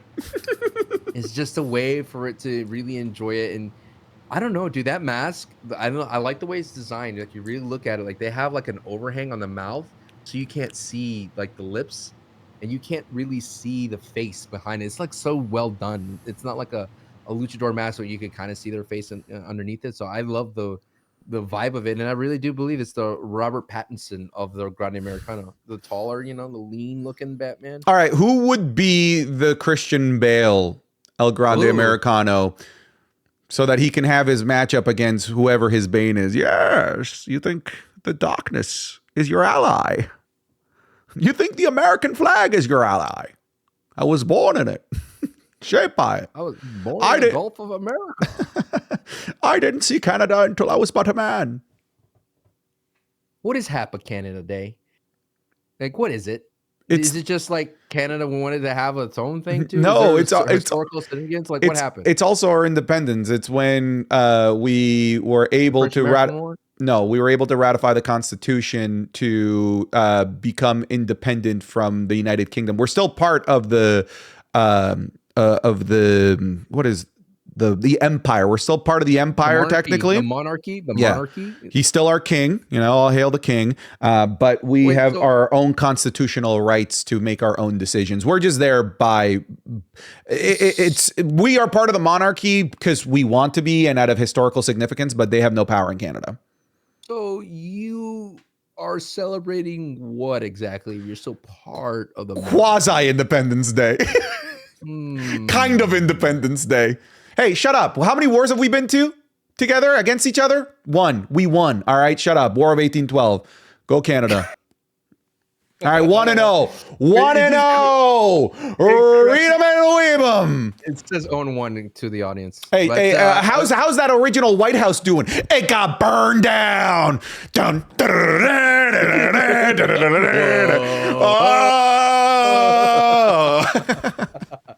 Dude, wasn't that stage sick though at the Night of Champions? So good. So good. Like CM Punk literally standing in the ring and the whole screen on your television is just a big Titantron and the fireballs. I'm like, damn, out comes a boss out of here. It was sick, dude. Yeah, man. Bring those back, dude. Bring those back. I get why they're not there, but I want them back. I do want them back. Put someone on top of the screen. But thinking about Grande Americano, I think this is just a fun way. I know Kaiser. Hey, dude, you know what contracts are? You're getting paid no matter what you're wrestling or you're not wrestling, right? That's what's happening now. If Kaiser, if they said, hey, they probably came up to we have an idea for you. I'm sure he's like, hey, I'm down to clown. Why not? Let's have some fun. And I think if it ends up being Chad Gable versus Grande Americano, imagine if you're a kid. Let's be real. If you're a kid watching wrestling and you was told, oh, Grande Americano and Chad Gable are the same person, and then freaking Grande Americano shows up on his own, you're like, oh my god, he is not. It just adds more to the mischief and fun of what happens when you're gonna get Chad Gable versus Grande Americano at WrestleMania night 1. You're gonna get that, right? Come on, that'd be so good.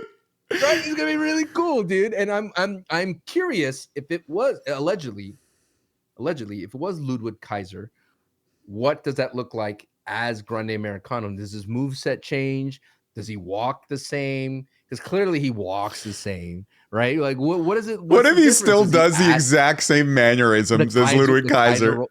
Yeah. The Kaiser roll and things like that. So I'm interested in that. And at the same time, I think it's cool because I don't know. It's a nuanced conversation, Santi, because clearly the WWE is parodying luchadors in some way.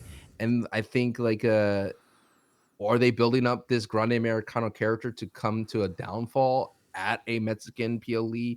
I know Mexican people, we don't have any, some people say that they don't have a problem with it and they actually love Grande Americano. But I feel that in the WWE's lenses and eyes, they see Grande Americano as a heel, right?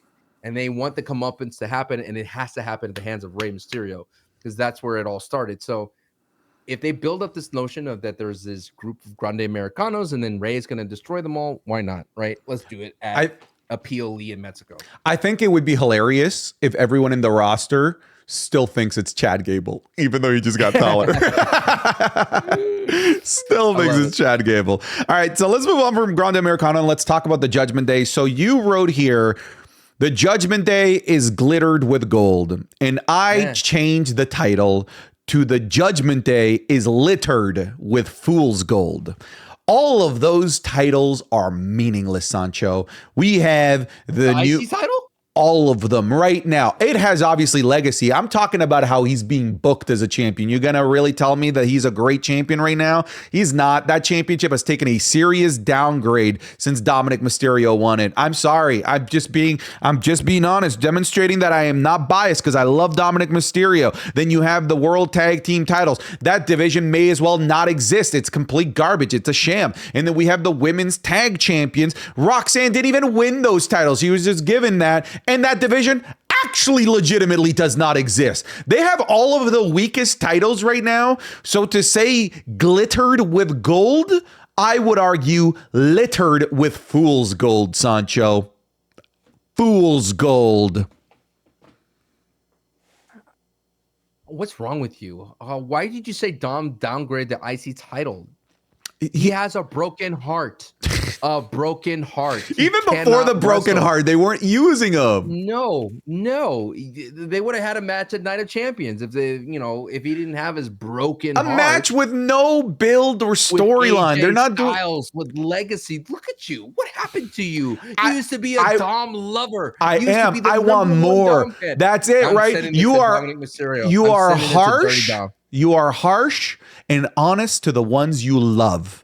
You lie and coddle the ones you don't care about. And I love Dominic Mysterio, and I have to call it how it is. That championship reign has been doo-doo. Not his fault. He's just been put up against a bunch of shapes. What's his feud been? A couple of Penta matches post-WrestleMania that they did no build. Fine matches. No storyline to them. A match with Octagon. Fine. Like, okay. And then AJ Styles. And then AJ Styles, they were going to give him a match where they basically had no interactions.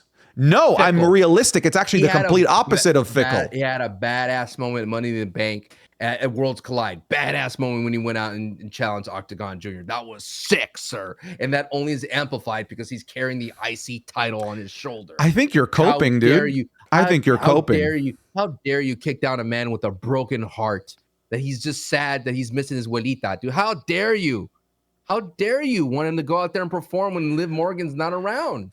I'm sorry that I have to be harsh to what I love. It's just how it is. You know what? You're one of those cats. You're literally one of those outdoor cats that comes in and pees on my rug and then I would shit on it, by the way. If it was your rug, I would shit on it. I would puke on it too. You want me to welcome you back once it's all fine for you? I would smear it. After you had your fun out there frolicking around the trees and eating, I don't know what you eat, you outdoor cat mice. That's what you want. You look, Santi, you can't be this flip-floppy, all right? You got to be here when the skies are gray.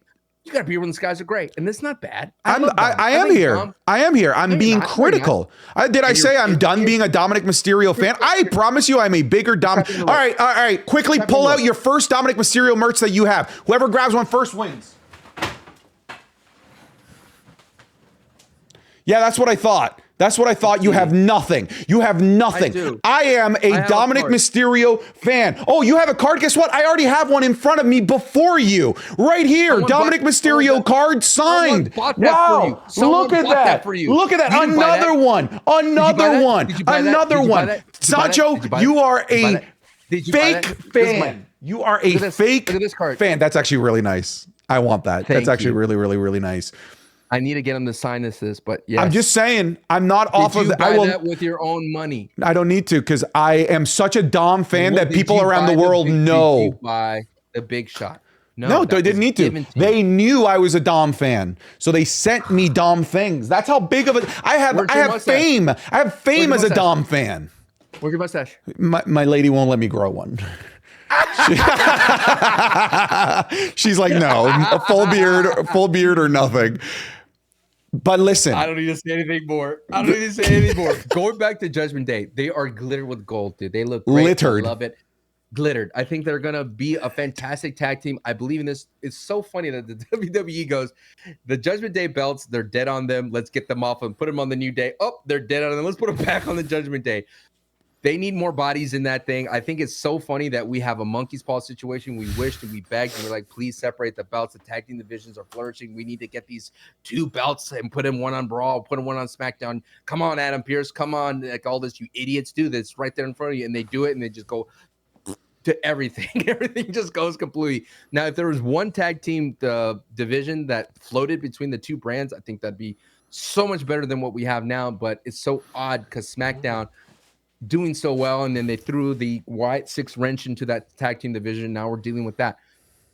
And by the way, what a waste of a championship match at the Agreed. SmackDown Go Home. Just to, I don't know what that all about.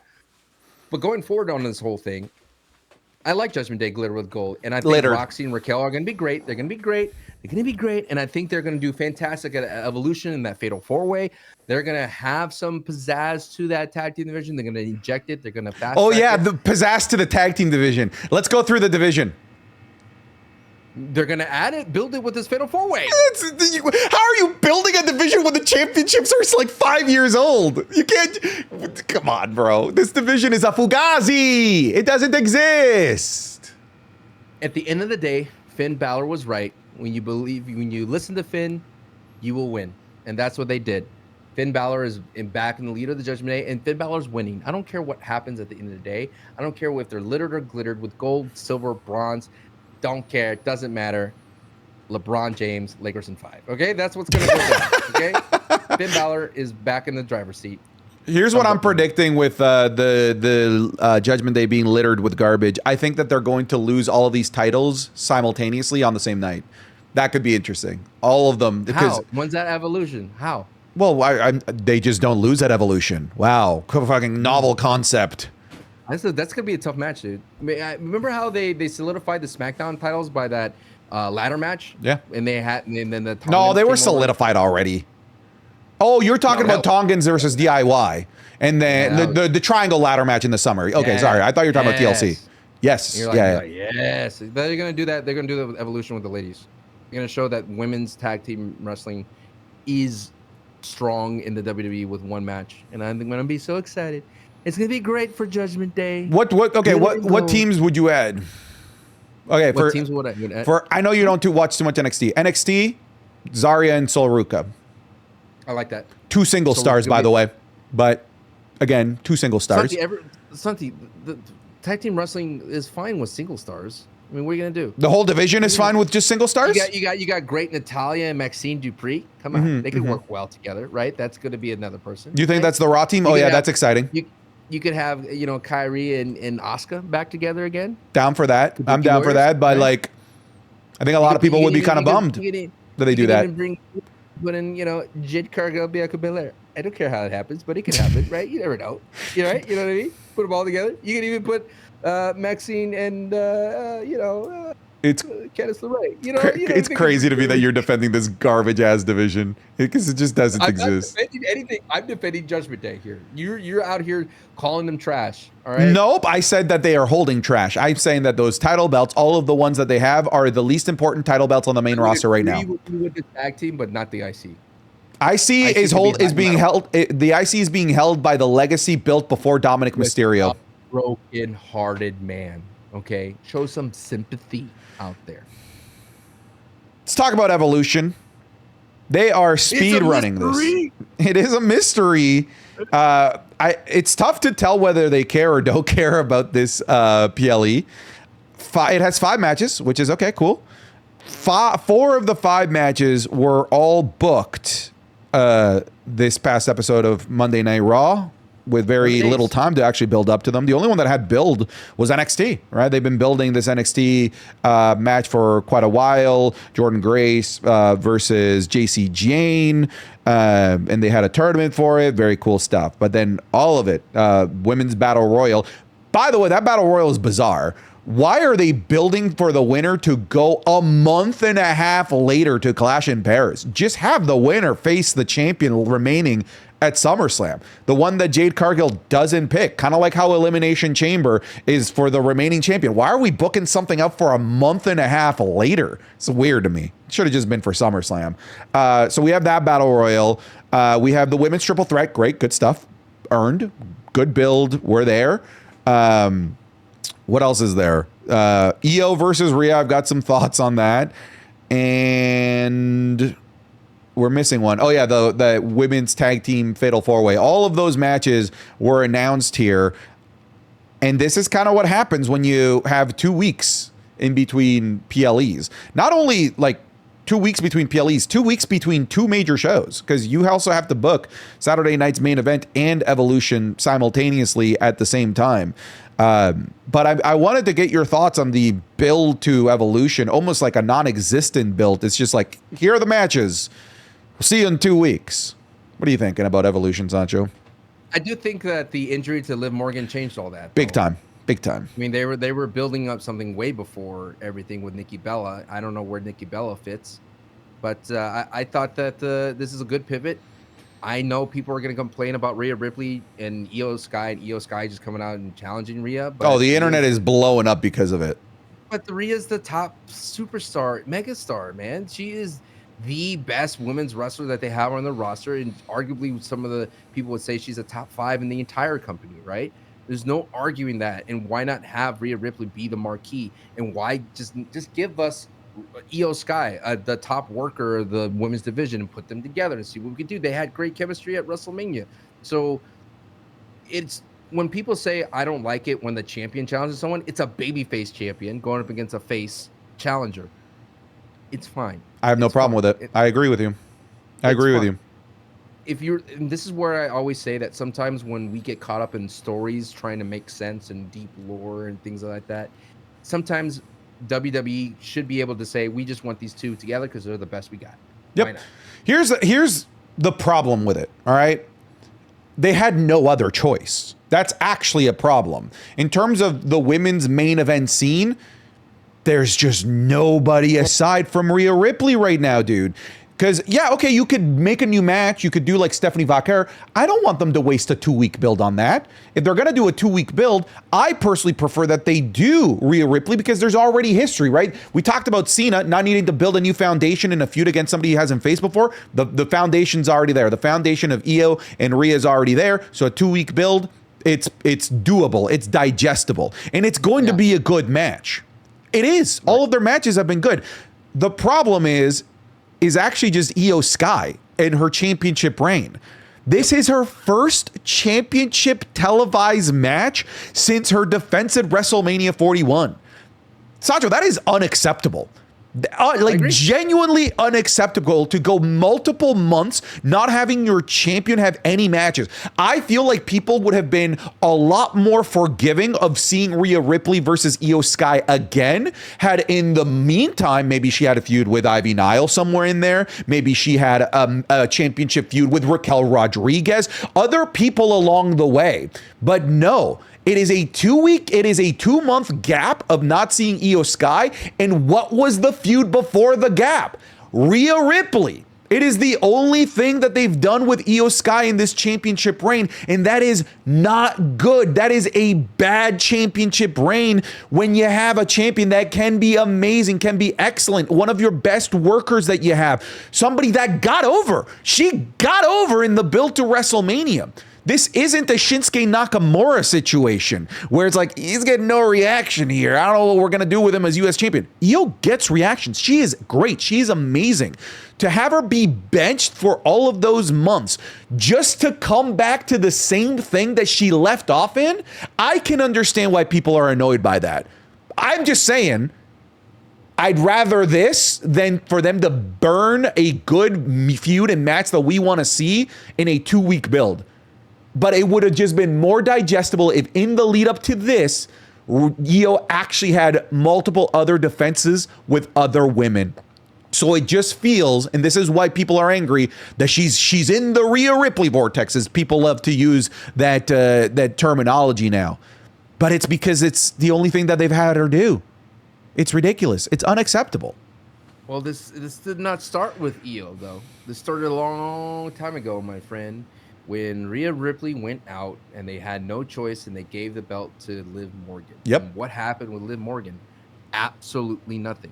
Liv Morgan did not have an opportunity to build up any feuds. Liv Morgan didn't have a feud herself. She just waited for Rhea Ripley to get healthy again. And then when they got healthy again, it went right back to Rhea Ripley and Liv Morgan.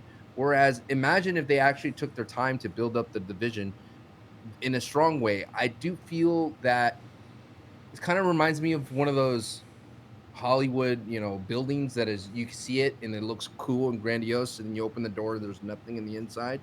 And I feel like there's everyone wants to talk about the women's division in WWE and on the main roster is strong, but it's really not. There's really not much going on in the mid card for everybody, and there's not much going on for that mid to main event level, right? There's no one moving up, no one moving down. There's no one stepping up to the plate. When you are even the mid card champion, you're not even on TV. And if you are on TV, you're having a recycled feud with somebody that you just beat with. And so to have that experience at the main event, Santi, that's where your frustrations lie, brother, is that the roster is stacked.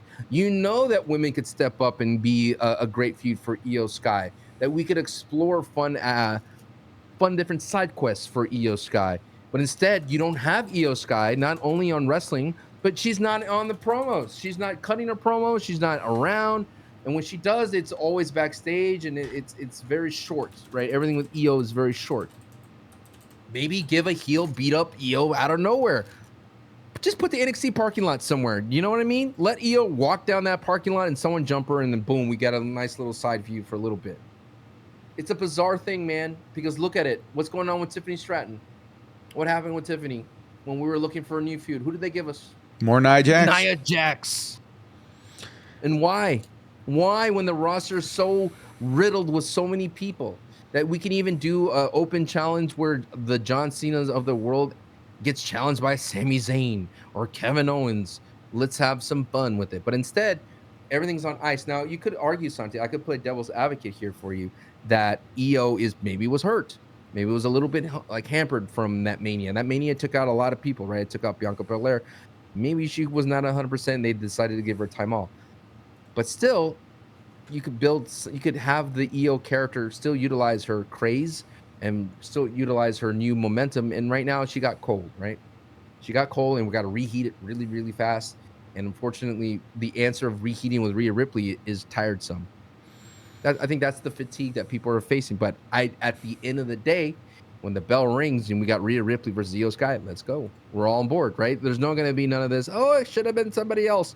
It's go time. It's going to be good. It gets me good. It's going to be good.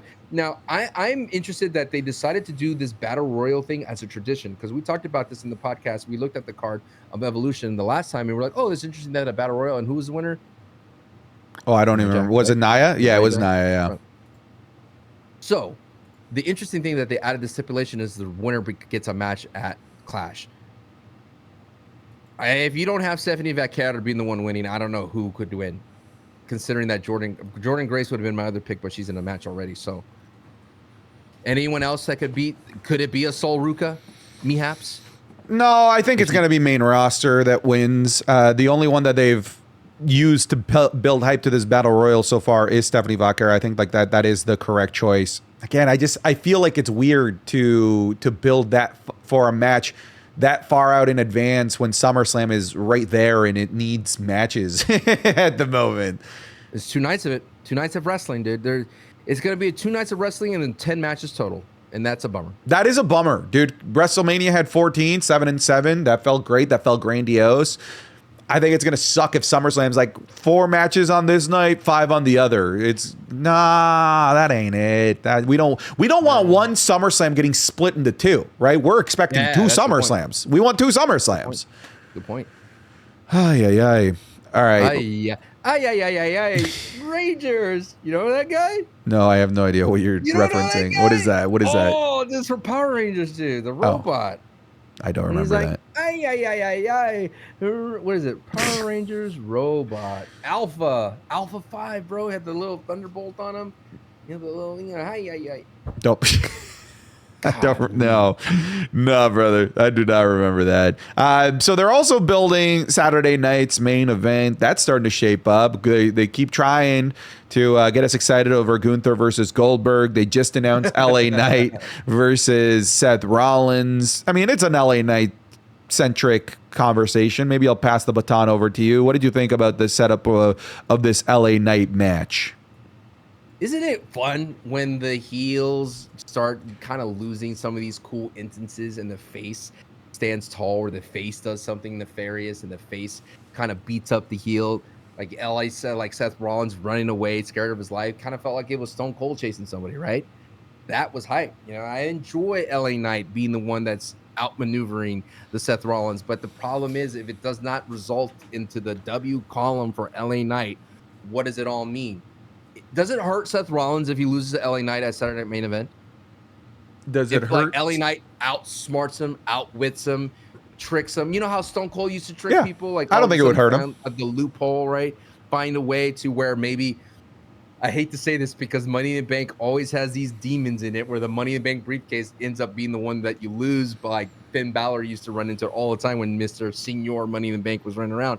But what if Seth Rollins loses because, it's so funny because I'm eating my own words because shenanigans need to happen for LA Knight, which is a bummer, right? The only way LA Knight can win if CM Punk comes in and does something to stop Seth Rollins in some way, which is a bummer because I would love LA Knight to get a clean victory over Seth Rollins. Not going to happen. I know that's not going to happen, but a man could dream, can I? I dreamed a dream of time goes by, and I want LA Knight to be the guy that be able to win on the NBC Network Saturday's Main Event. But we always said this so many times, Santi, it's the WWE's time to show their wares. And what's the wares that they're going to show? That Seth Rollins, you remember this guy, Seth Rollins, used to be part of the Shield. Now he's his own guy. He's with Paul Heyman now. Ooh, isn't that weird?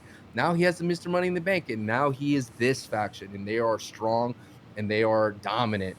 And poor LA Knight's going to be the sacrificial lamb out there. They're only dominant if your ribs are hurt, by the way. You think LA Knight would be the guy that they would love to show their wares for and be like, look at this guy. This guy's LA Knight, to throw back to the old times of Stone Cold and The Rock. This guy has attitude. He says what he means. He walks out with Timberlands, has a great catchphrase, and has a great persona and a great charisma. And he's a worker. He can work in the ring. They're not going to. It's this match is going to be so short and it's going to be so truncated by the segments and the commercials that it's not going to have any flow, which LA Knight excels in when a match has flows. And yeah, I don't think it's going to be a great showcase for LA Knight, though. That's a bummer. I'm bummed. Can I be bummed? You can be bummed. You can be bummed, but I thought you'd be less bummed. He's sharing the ring with a main eventer, sharing the ring with Seth Rollins. I've played these games before, okay? I've seen with Roman Reigns. I've seen LA Knight. He was at WrestleMania 40, standing next to Cody Rhodes and celebrating the end of the story. He's been given the biggest stages, and it doesn't matter if it does not result in clean W's. Wait, he was celebrating at WrestleMania 40? Yeah, he was I don't remember that. I genuinely don't remember that. He was there going, yay. Hold on, let me Google this. Is that for real? Yay. Yes, he was there. The megastar was there celebrating with Cody Rhodes. It's like Jar Jar Binks beat at the end of Phantom Menace. Like, what are you doing here celebrating everything? You did absolutely nothing to be in this picture. Hang on. So I'm looking at the photo. Oh my god, dude, he's like right off to the side. Like Cody's being held by Sami Zayn and Randy Orton. Kevin Owens is out there. I don't think Jey Uso is there. I think Jey Uso was hurt because he was getting put through the table, right? John Cena is there, Triple H, CM Punk in his suit, and then off to the side is LA Knight. It reminds me of the story of Kevin Owens in the photo with the Rhodes family. Yeah, he's just there. So, the only thing that I do see, if you want to keep LA Knight in this main event picture, is they kind of showed their hand a little bit when CM Punk and LA Knight crossed in the hallway. And LA Knight was like, just stay out of my business. There's a line here, and I am the line. Flubbed this promo a little bit, but hey, God bless him, right? He does his best. So LA Knight, if LA Knight gets pissed off at Sami Zayn's, Seth Rollins' involvement with CM Punk, and CM Punk involves in the match, and CM Punk gets in the way, and then CM Punk and LA Knight, if that happens, that'll be a weird SummerSlam. LA Knight versus CM Punk. Stranger things will happen, but there's no hope here. The Glaze Factory, we're open. Is it possible that once the smoke settles from this match at Saturday night's main event, that we somehow set our sights towards a path of Gunther versus LA Knight? Because those were the four guys that were involved. It was Gunther, LA Knight, Seth Rollins, and CM Punk. Assuming that CM Punk and Seth Rollins are going to be a match, what are they going to do with Gunther? Could it just be Sami Zayn and Jey Uso, a triple threat match? Well, one combination of either of those two? Or could they do something different here and actually go with an LA Knight? No, because CM Punk pushed Gunther on his ass, dude. You got to have Gunther get his one over, and I think that may be the next step for Gunther is CM Punk. But not going to be at SummerSlam. I'm talking SummerSlam. And I'm not saying that LA Knight's going to win the world title. I'm simply asking, what is the play for Gunther at SummerSlam? And because I think it could be LA Knight, especially if they're already having LA Knight go up against Seth Rollins. Because what if he does beat Seth Rollins via shenanigans? Wouldn't that put him front of the line for a world title opportunity, you think? That he would lose, but he'd still get? Don't do this to me. Don't do this to me. Don't feed into this. Okay. This right here is the fan you don't want. This right here, this is Big Cass. You don't want to be me right now, okay? You don't want to fall in love with wrestlers that right here, this is big disappointment, and you can't teach that. Bada bing, bada boom, saddest guys in the room. How you doing? Saddest guys in the room. Wepa. You don't want to be me, dude. You want to love the main eventer. Love the guy they're pushing, brother. Don't fall in love with the Dolph Zigglers of the world where they're thinking they're going to get pushed. Don't fall in love with the Macho Mans of the world thinking that they're going to get pushed. Don't fall in love with the Stings of the world where you think they're going to get a push. Don't do it. Fall in love with the Triple H's of the world. Fall in love with the Hulk Hogan's of the world, the Cody Rhodes of the world, because this right here, this will end you up in owning a glaze factory that makes no money. And when it makes money the wrong way, then all of a sudden we have to be shut down so soon because all of a sudden we get some of the Starbucks open up next door and glazes us out. That's what happens. I'm honestly, my biggest takeaway from this was that LA Knight was in the Cody Rhodes WrestleMania 40 celebration. I had no idea. I genuinely had no idea. I'm happy I could teach you something today. I mean, we basically exhausted our topics here. Julia, new U.S. champ. Good reset, I guess.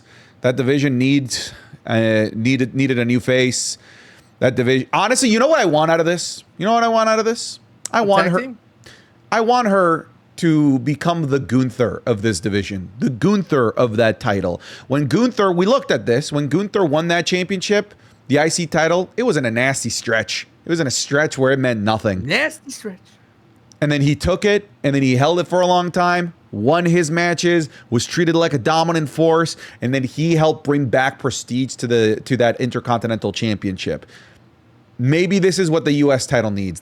She needs a Gunther-like run where she is treated as dangerous, as scary, where, if a BFAB steps up to her, there's no question that Julia is going to destroy her. BFAB, it's not competitive. BFAB. You're not on my level, BFAB. I feel like that's right now the best pivot for the U.S. Championship. It's not bouncing this thing around to the next person. Just let Julia make her mark with this championship, and in the process of making her mark, elevates the championship and elevates herself.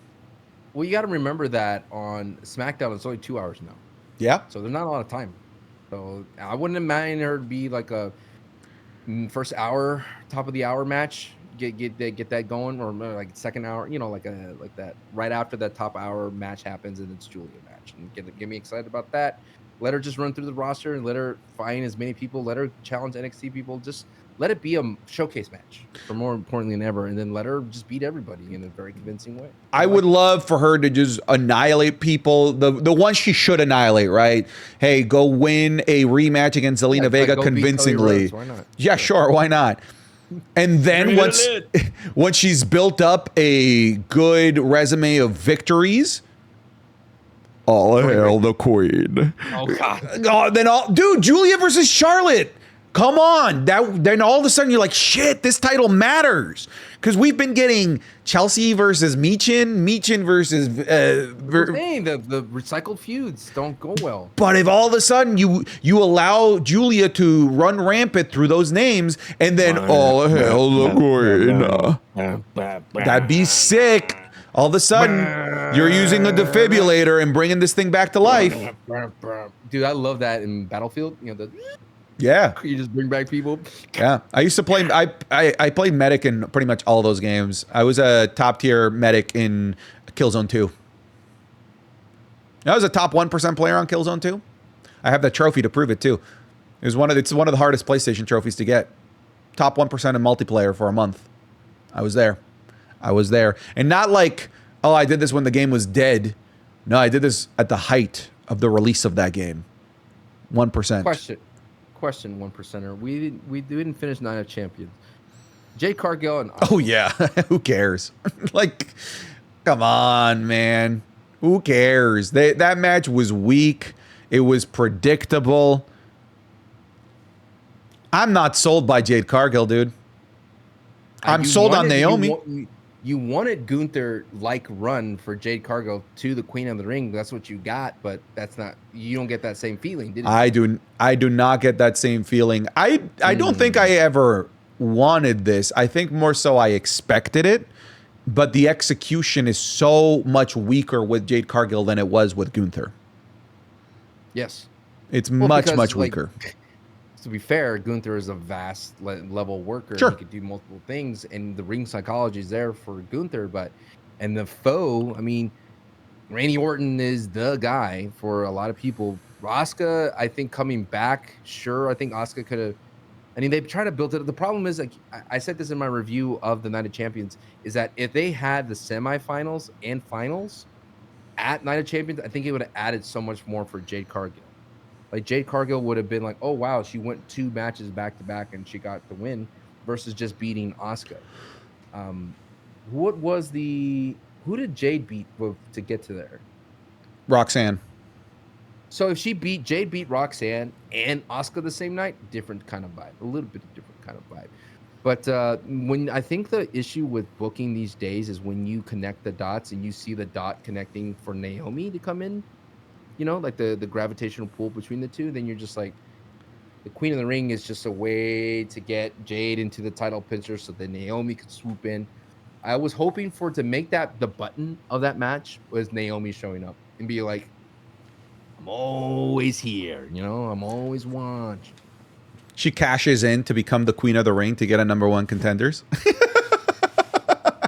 Hey, technically, you could cash that thing on anything, dude. Why not? It's any title. Is the Queen of the Ring a title? What if she cashes in on the Crown Jewel Championship, brother? Do you ever think of that? The Speed Championship against Nikita Lyons. Oh, La Speedola. Wait, is Nikita Lyons the Speed champion? No, that's Sol Ruca. In the tournament. Yeah, Sol Ruca. She was in the tournament for it. Nikita Lyons could be the Speed champion. Dude, she could. Wepa. Question for you, sir. Is that the thing that we talked about all night at Champions, right? I think that's it. Yeah. Pretty much, I'd say. Pretty much. Shout out to the crowd. I know you and I both talked about it on our own respective channels. The crowd was great. The ring itself looked phenomenal, and the stage. I'm just hoping that continues on going forward. Looking at my things to talk about, Santi, can we talk about something that I've been thinking about for a long time? And I made an in-depth video because I know we're getting near the end of the podcast, but you should check out my video on sanchowest Wrestling. Goldberg versus Gunther. I had this thought. Why was it happening? I keep asking myself the same question over and over again, and then it hit me like a ton of bricks when I was doing the watch party for Night of Champions. The reason why we had this is some brilliant idea, some suit out there or some producer creative decided they want to recapture the magic of Mike Tyson versus Jake Paul. Ooh, we talked about this at great length about Mike Tyson, Jake Paul, how much it was big letdown and how they try to capture nostalgia. Nostalgia is at its best or at its most high when that time machine goes back in time. You see that old person recapture that magic, Rocky Balboa style. And that's what their WWE said. They looked at Jake Paul and Mike Tyson. Mike Tyson did not deliver. Remember the moments leading up to the fight of the actual night, and Mike Tyson, all those memes that were being built and everyone was just getting hyped when Mike Tyson was just bare ass in the locker room. Yeah.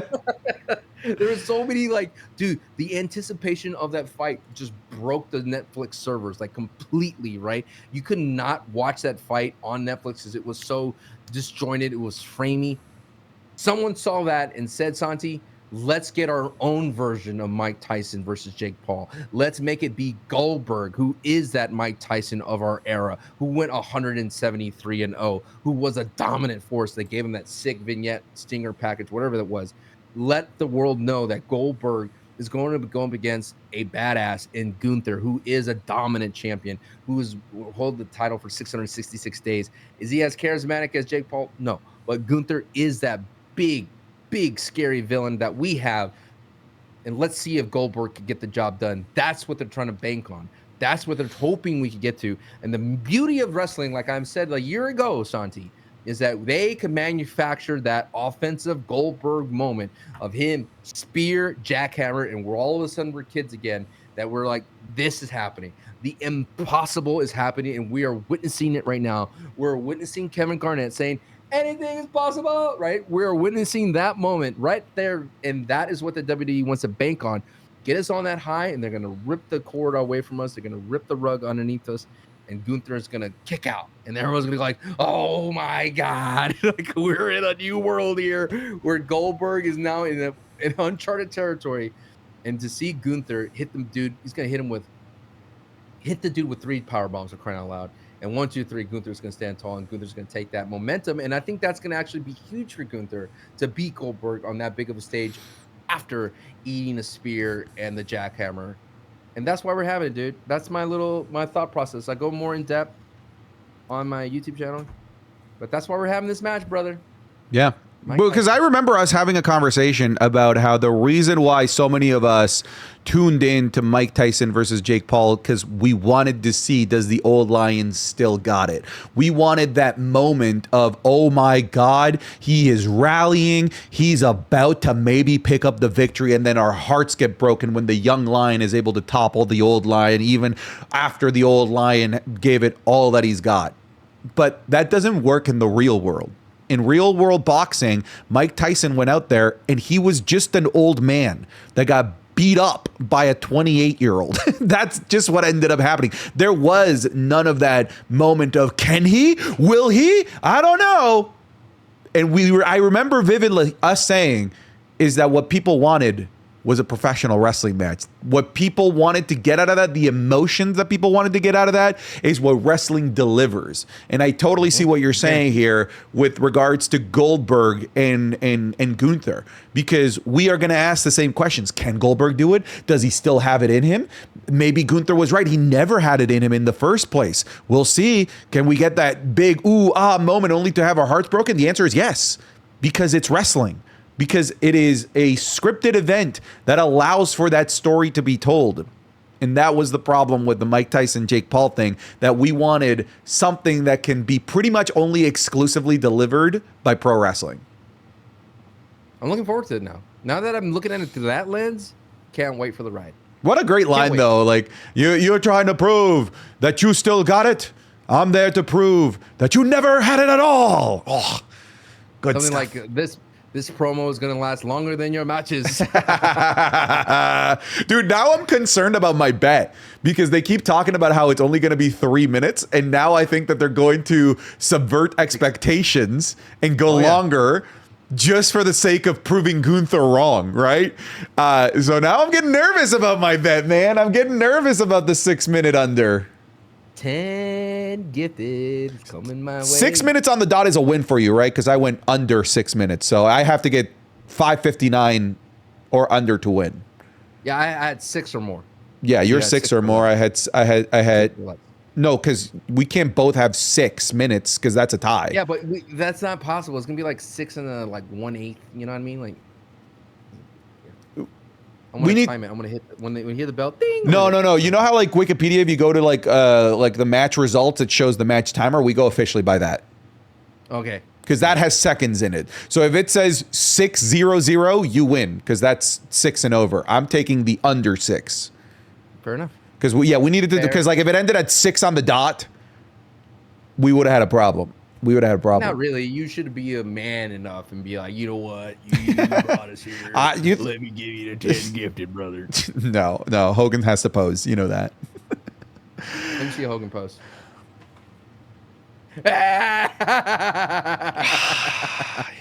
Yeah, you pose. Yeah. When it comes yeah. crashing down and it hurts inside. There you are, Santi. Yeah. I know people are gonna What wonder why I keep saying Hogan has to pose. I finally listened to the Cody Rhodes and Damian Priest podcast, and Damian was just like, it's kind of bullshit that you guys RKO'd JD McDonough from the top of the cage, and you didn't just pin him. You had to hit me with a crossroads, and you had to pick up the pin. And Cody Rhodes was like, well, Hogan has to pose. And we'll start dying laughing. The podcast is actually getting better. Like, I've watched the Kevin Owens one, and they just ragdoll and everything. I love that one, dude. That's the only one that I'm like, oh man, this is unique. I love this. This is great. Man, when they were just shit talking Matt Cardona. And the wrestlers that use Seltan on there, the fake tanner. And then Cody's like, yeah, dude, you got to get it. Like, you got to prepare. And there's a little sleek little sheen on the floor that they don't account for. I just like the insider baseball stuff that you get from those podcasts. Oh, I'm looking at the clock. I'm turning to pumpkin, buddy. We need to. The midnight hour is starting to strike. I gotta run home to my fairy godmother. Is that what Cinderella is? Yes. Gotta run back. Your carriage turns into a pumpkin, and all your horses turn into mice. Yeah, dude. You just never know. New Heat order. Yeah, we kind of talked about everything. I would say so. Bayley and Lyra was a weird finish, though. I mean, what was the alternative? Becky Lynch gets involved. I hate that, by the way, when heels are like, #1 contender match. I'm gonna break it up so there is no #1 contender. Ha ha ha ha ha ha! Gentlemen, it is now a triple threat match. Oh no! How did I not think that was gonna happen? So I'm glad that they did something different, because it's always a stupid heel thing. A double pin. Whatever, dude. The alternative always makes the heel look stupid. Let's make the referee look stupid. How about that? Sure.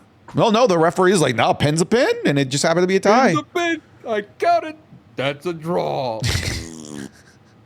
Come on, dude.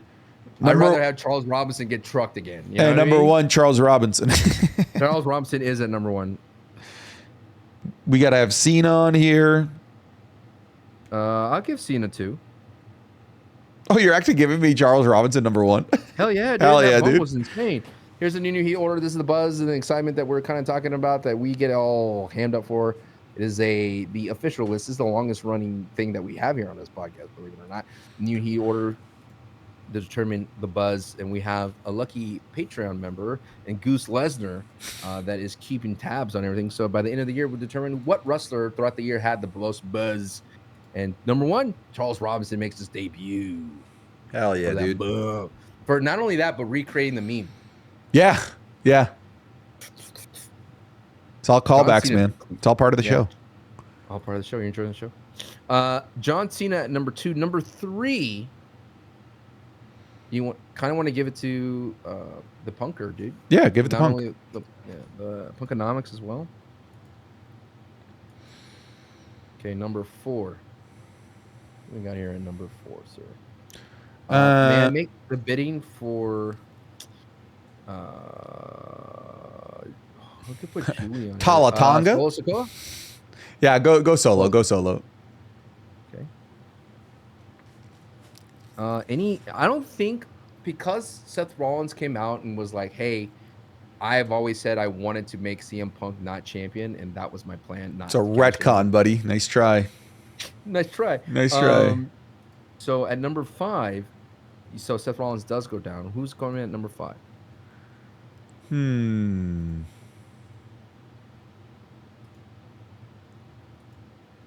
I mean, you're looking at Jade Cargill, Cody Rhodes. I'd say Cody Rhodes. Okay, Cody being the king of the ring. Like I go with Cody. I like the promo he had. Derek, can I put LA Knight on this somewhere? I mean, him not appearing at Night of Champions doesn't put him high, but him being at Monday Night Raw and then him having a segment with CM Punk. I mean, the beatdown was cool, like of Seth Rollins and concessions. Yeah, go ahead, put him in. Yeah. I'm not fighting. 10? Sure, give him 10. We have to have Ludwig Kaiser if we're just talking, right? No, Grande Americano. Sorry, El Grande Americano, El Tall Americano. It's good that Grande was able to get successful surgery. I'm gonna put him at 9. Okay. I got to sneeze.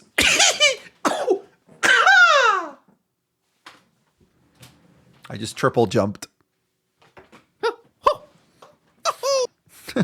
So there it is that we have so far. How about Julia?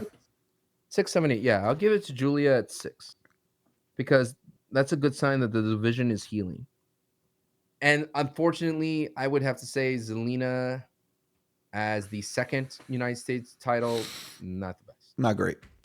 But is it at her fault? Perhaps.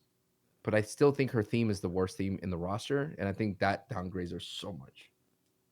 It's so bad. Dude, I just think that they're going to commercial break for SmackDown or like they're showing a backstage segment because it sounds exactly like the SmackDown theme. I am so sorry. I did not do this earlier. But didn't I tell you Raquel Rodriguez and Rhea Ripley was the Brett and Sean of our generation? Didn't I tell you that they have the chemistry? Didn't they produce one of the match of the night at Night of Champions? That was a banger of a match. It was an awesome match. They put their bodies on the line, and there were some great moments. And I wanted you to watch that match, and in the back of your mind, I wanted you to hear Brett and Sean.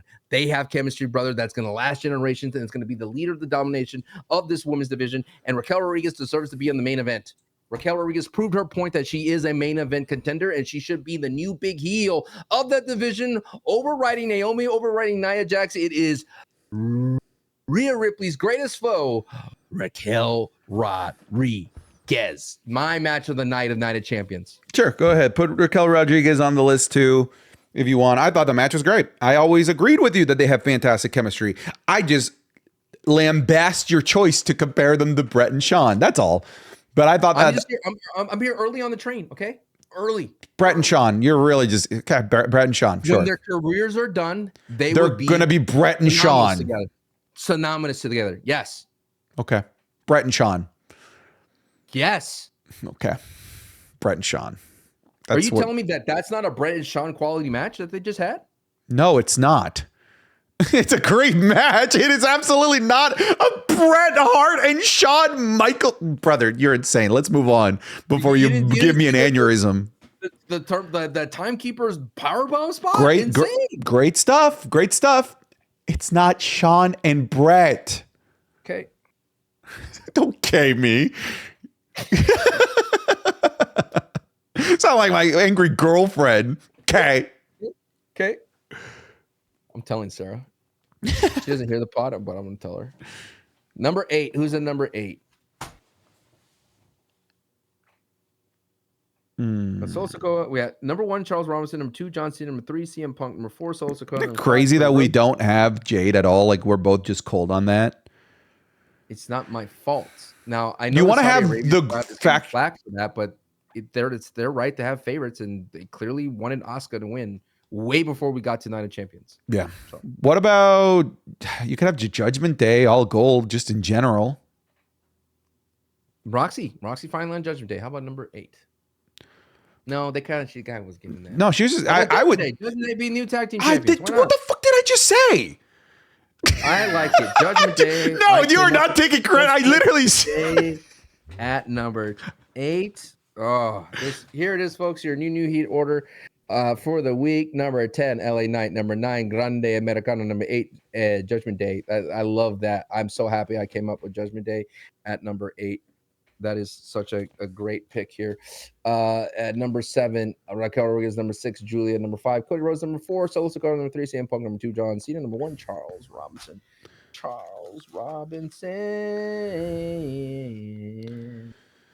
All right. Hey, there's like a booger here. Ew, brother. Ew. All right, let's bring it home. Folks, thank you so much for listening to this episode of the Wrestling is Cool podcast. An extra special thank you goes out to our $15 patrons. They are the producers of the show and get their names read out as part of the credits. So huge shout out goes out to Dom, is his own Hall of Fame in his own Hall of Fame category. Number 1, Santi Glazer, Jacob Kufis.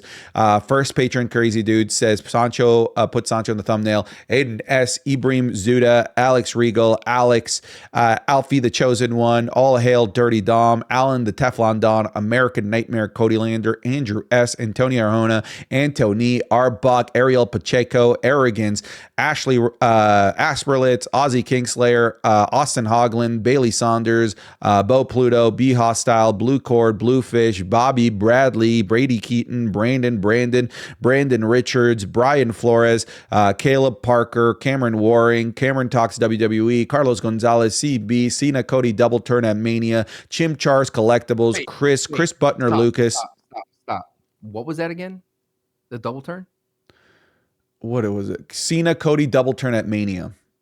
At SummerSlam, maybe. You think they're gonna make Cody a heel? Yeah, Let's eventually. that. No way. Eventually. I think not now, not in 5 years. I think within the next 3 years, Cody's not going to be a heel. There's no way. Listen, the argument most people have is like, well, then who would be the big face of the company? Listen, WWE survived without having a face of the company when Roman was the heel. They know how to run with a top, the draw of your company being a heel. They know how to do it. They did it with Roman. They can do it with Cody. I think it can happen. Dude, the way with kids, there's no way. Roman the big dog, bro. That was huge with kids. That was the face of the company. That's who they invested in. And then they changed it, made him a heel. And it's not as if all of a sudden he wasn't the top draw of the company. He still was. It's just that now the company for a while, it's like when Ganondorf took over. You know what? Now Ganondorf is the king. The world is dark. He's the one that sets the pace. I don't see Cody being better as a heel than the way he is his face. Oh, you're wrong. You got to see heel Cody. Cody's so good. Cody, but I don't think there's going to be a face that's going to be big enough to stop heel Cody. I didn't think there was ever going to. I didn't think there was going to be a big enough face to stop Roman Reigns. Eventually, they found it. Just saying. I'm just saying. The blueprint, they've done it before. I'm not saying it's going to be easy, but they've done it before. They didn't find it. We found it. We picked Cody. Okay. Remember they're going to do The Rock and Roman? We picked Cody. Okay. You got work, brother. Chris Estes, Christian GQ, Junkie Gonzalez is a work. Clay, Colby Mayo, Cookies for Sale, Cool Whip Tim. Cool Whip.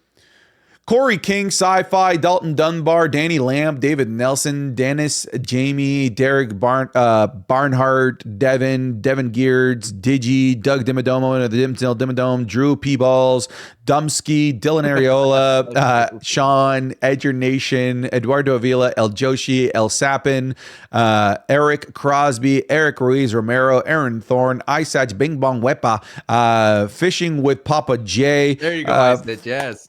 Fletcher Walpole, FMFCMA, Frazier, Fug Nugs, Gamerscape, Garrett Woods, Gavin Martin, Giovanni Gonzalez, Gilbert Deans, Gilbert the Goat, Goat Man of Cheese, Goose Lesnar, GX Samian, Hartfeld, Heath Robertson, Hey Shakes, Hoodie Cam, I Told You Chad, I'm Rick James, bitch, Ian McNugget, if Oldberg wins the world title, I shave my head, I'm Braun Strowman. Take a picture and post it in the Discord if you're $15. We want proof. We want you with a full head of hair, and then you have to shave it. That's the rule. All right, bet. Isaiah Rodriguez, Issa David says, I'm Batman. Sorry, Issa says, I'm Batman without the money or skills. It's Miss. So he just looks. He's just going around dressed up as Batman. They're just dead.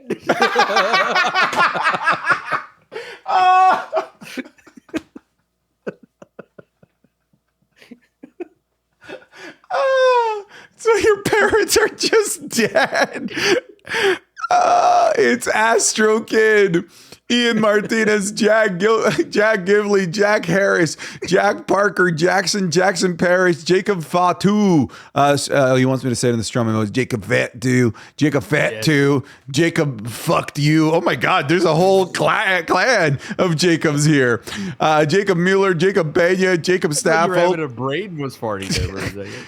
Jaden Davis, Jaden Solomon Jones, Jake Shavoya, Jason De Dios, Jason Vane, Javier Rodriguez, Jay Henry, Javion McDuffie, Jay Angel, JC Worley, John Carlos Capellan, Jeremiah Finley, Jeremiah Kelly, Jahihi Ahihi, JJ J-Man, Joe Velez, Joey Romig, Johnny Moore, Johnny Owens, Jordan Lynch, Jaws B, Joseph Bryan, Josh Musto, Joshua Tipton, Juicy J, Juliana Sarfi, Justin Brooks, Justin Perkins, Caleb Martin, Kevin Vega, Kenyon P, Kinks, Kuwaiti Rick Boogs, Kyrie Lawrence, LA Night Glaze all over my body. Let's go Sancho, Santi sucks. Liam, Life of Brian, Lil Shifu, Lucas Williams, Luis Jimenez, Mark, Marnie YCSM, Matt Bozer, Matthew Dollar, Matthew Oberg, Matthew Watkin, Mossy, McConkey Mania, McQueen X, Mackay, Meredith Lee, Michael Carlson, Michael Purnell, Michael Paz, Michael III, Michael Vera, Miguel Paredes, Mikey Rada, Mitchell X, Mohammed Al-Banai, Nacho Mateo, Nathan Tully, Nicholas Kyle, Nighthawk, Nina Ray, NyQuil Pad, Noah Booth, Noah Burden, Obi-Wan Kenobi, Obion, Oil Up Now Santi, Oliver Hammonds, Pat R, Pat McMark, Pig Nuts, Pim Kaw, Frody, Prince Vegeta, Proceed with Caution, Puke 1904, Puppet Spanker Johnson, Rawest of All Daddies, Reacher, Reaper God, Reese, Rick Marr, Ricky Dutcher, Robert Holder, Robert Rogers, Royce Ruffo, Ruben Sanchez, Ryan Spardley, Riley, Sam Duke. Sancho doesn't get a safe space. Sancho's opinions over Santi's opinions. Santi is Mr. Iguana. Santi is our 17-time podcast champion. Santi is the two best streamers in the podcast. Santi lives in Canada.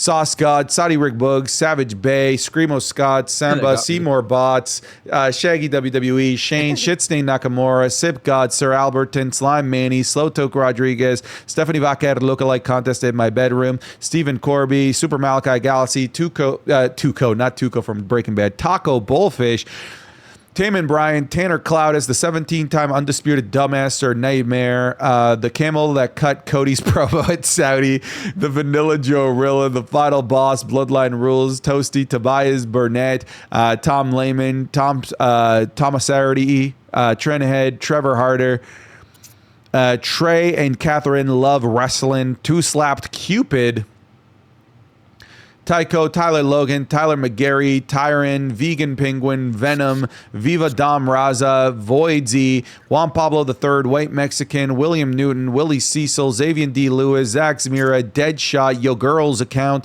Zach Griffin, Zach Hewitt, Zachary Tyler Blasio, Zach Butcher, Zach Constancio, Zane, Zay2K, Zeke Love, Zergzito, Lord BBNJ. Thank you guys for supporting the Wrestling is Cool podcast.